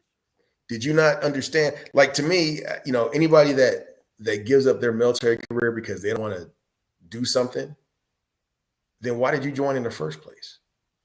Right. So I'm a definitely do that. Like I said, she's cool people, Yeah, she's but probably a good person. I don't know what happened, and I don't want to go too hard because I'm like you might Well, know. my thing would be defend your thing. I mean, Like to me, stand it's a ground. simple question. If you're willing to refuse a shot, would you be would you be willing to refuse an order that to hold this post at knowing you were going to die? To the last. Gotta hold this post to like Churchill ordered those guys at Pas de Calais, I think it was, to hold to the last, and those Well, those men held to the last. we'll put it as something that people understand. The scene at Private Ryan, that last scene. I mean, what was it like? 8 of those dudes, and a whole German battalion was coming down the road. Right, and you had the sniper and one of the airborne guys in the tower. Yep, knowing that once they started shooting, they were going to die. Right, So if you're going to refuse a shot that is not going to harm you, why would you take an order like that? right. And if you're not willing to take that order, then why are you here? Or better yet, the guys with the sticky bombs. You just watched one dude blow up because he didn't put a sticky bomb up there fast enough, and they're telling you to go now. Walk out there and check for mines. Take this minesweeper and go out there and check for mines. Not even a minesweeper. Take your knife. There you go. Take your bayonet and go out there and probe for mines. But I mean, like once see, and that's the point. And I said that to Roger, and he really was like, okay, I see what you're saying. I see what you're saying. I'm like, yeah. I mean, look, if you don't want to do things that you don't want to do, hell, jump out of the plane. Well, I want to be airborne, but I don't want to jump out of the plane. Green light. Well, then you can't be airborne. I shouldn't have to do it 5 times. I did it once. That's enough. Thank you. You know, I don't want to do that. So what happens? You don't get to be airborne. You know, you joined, you knowing that this was, you signed up for airborne, knowing this was going, you were going to have to do this. You know, well, I mean, dude, I took so many shots. I don't even know what the shots they gave me, dude. I know You I know, took. I know I got the anthrax one because we I got were. anthrax. Yeah, because they were preparing you for another. Was it when? When did you get anthrax? Because it was over when you got to Dude, the unit, I got right? anthrax. No, when I first got to Brad, I got anthrax Did they? because you guys were all, you know what I mean? Like you guys were just starting to rotate back. So I was still going through the same protocols everybody was doing. Damn. And They then I took had to you. get Yeah. more shots right before I got out because it was just part of the. I mean, here's the thing: you you have no rights. You know, Straight up. your body does not belong to you. You know, I mean, they literally could tell you stand up on this hill and fire this gun. You're probably going to die, but you know you're ordered to do it. You know, okay, if the COVID shot would have come out in 1995, it would not have been an issue because Yeah. there would have been no social media. There'd Well, have been no. it was that, and it was that push. It was that again, lack of leadership, man. Yes, It was that push that came from the top down, right? but I mean, but it wouldn't have been an issue. People argued about the anthrax shot, and I'm sure people got put out because of it. Oh, we had one dude who tried to refuse it, and this was in country, and they took him, under armed guard and made him do it. Yeah, This so is one brother, yeah. yeah, I mean, it's you know, I mean, it's just my thing is when you allow little things in the military, like okay, like something else that annoys me about the military. When people join the military and all this, they're told they got to go to war. Well, I just joined for the college money. Right. Nobody wants to go. What happened to that? Who was just a minute ago? Yeah, Everybody was all who. Now it's time to go, and y'all don't want to go. because tell you, Roger made a good point. We talked about the anthrax shot thing, and he was like, "Okay, I see what you're saying." He goes, "Well, in that case, he goes, I think you should put those people out." And he said, "But in doing that, all the training that you gave to them, they should have to pay you back, like college." No, He said, he went extreme back. Yeah, but that's true "No, though. this was him." He was That's like, true though. "You signed for a 4 year, okay, you signed for a 5 year contract to be an air traffic controller, right? And then you realize I don't like heights. I can't be in a tower. You realize that after you finish all your training, I want to get out now. I refuse the anthrax shot or whatever. Let you out. But now you owe us, $250,000 for all the training that we gave you." Right, because this was conditional. Yes, under a contract. Huh. You know, well, Huh. I can't pay that back. And not a problem. We'll give you a dishonorable discharge and we will upgrade it as soon as you pay this money back. And I guarantee you find, I mean, the same amount of people will enlist. I guarantee the same people will enlist. The problem is you'll see less of that. I don't want to do this because they won't be able to get a job, won't have any money. You know, there'll be real consequences to their, to that kind of stuff. Like, but Roger, like I said, he was an officer in Vietnam, infantry officer. So he talks about, if you don't fight, I can shoot you. Right. And I told him, I said, I've heard that order. I've heard about it, but I never, I thought it was kind of like an urban myth. He's like, oh no, if you don't fight, I can shoot you. Yeah, they could do that. Like, you don't take that order. They pull out their 45 and put a hole in you. Now do it now. I mean, but warfare is different now. Now, you could be shooting at the enemy and they'll be like, well, hold on. You murdered that guy because he was raising the weapon so that he could put it down. Right. Or you shot him with the wrong caliber. Yeah, you shot the wrong caliber weapon. You're not supposed to Like, use just it. like us. Like I'll tell you up. They're like, well, did you shoot him with the 50 cal? No, I shot his equipment. He was wearing Yeah, I shot it. Yeah, he was holding a piece of equipment. shot his equipment. Yeah. But, all right, yeah, you gotta get going, man. It's 12 o'clock. I know you gotta get up in the morning. I don't. Well, everybody out there who's gonna be watching this in the future, thanks for watching. Please put your comments down below. Let us know how you think, what you think, how you feel.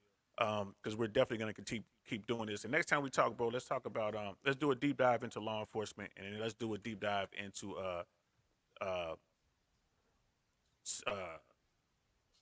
occupations that should get more, like teachers, what I mean, and stuff like that. I think police officers get paid more. What I mean? As you know, we've had this talk, so let's get to We that. talked about that. Yeah, we can get on that. Yeah, definitely. Definitely get to that. You get what you pay for. Look at it like that. Absolutely. You get what you pay for. So yeah, we can definitely talk about that. And good looking out, brother. I mean, I know you're busy. I know you got to get up in the morning. I don't. I take me to school and that's it. But I do have I got a couple interviews lined up, so I'll be busy this week, and I'm gonna do a couple shows on my own this week and get that content going. Yeah, send me the stuff, and I'll see if I can jump on. Like I said, I'll be in Vegas, so we'll see what's going on. But yeah, definitely, I could probably get on for a few minutes. Yeah, Yeah, I'm all about I that bring a box M14. of crowns for the Marine. Like, yeah, I got something for you. I'm all about that M14, man. Good for you, good for me, man. Make that happen. Hit me up. You know what I mean? No That's doubt. All that's a right, man. big deal. All right, but I'm gonna holler at you later. And to everybody out there watching, man, I'll talk to y'all later. It's DL Saint for JSwans. We out of here. Good night.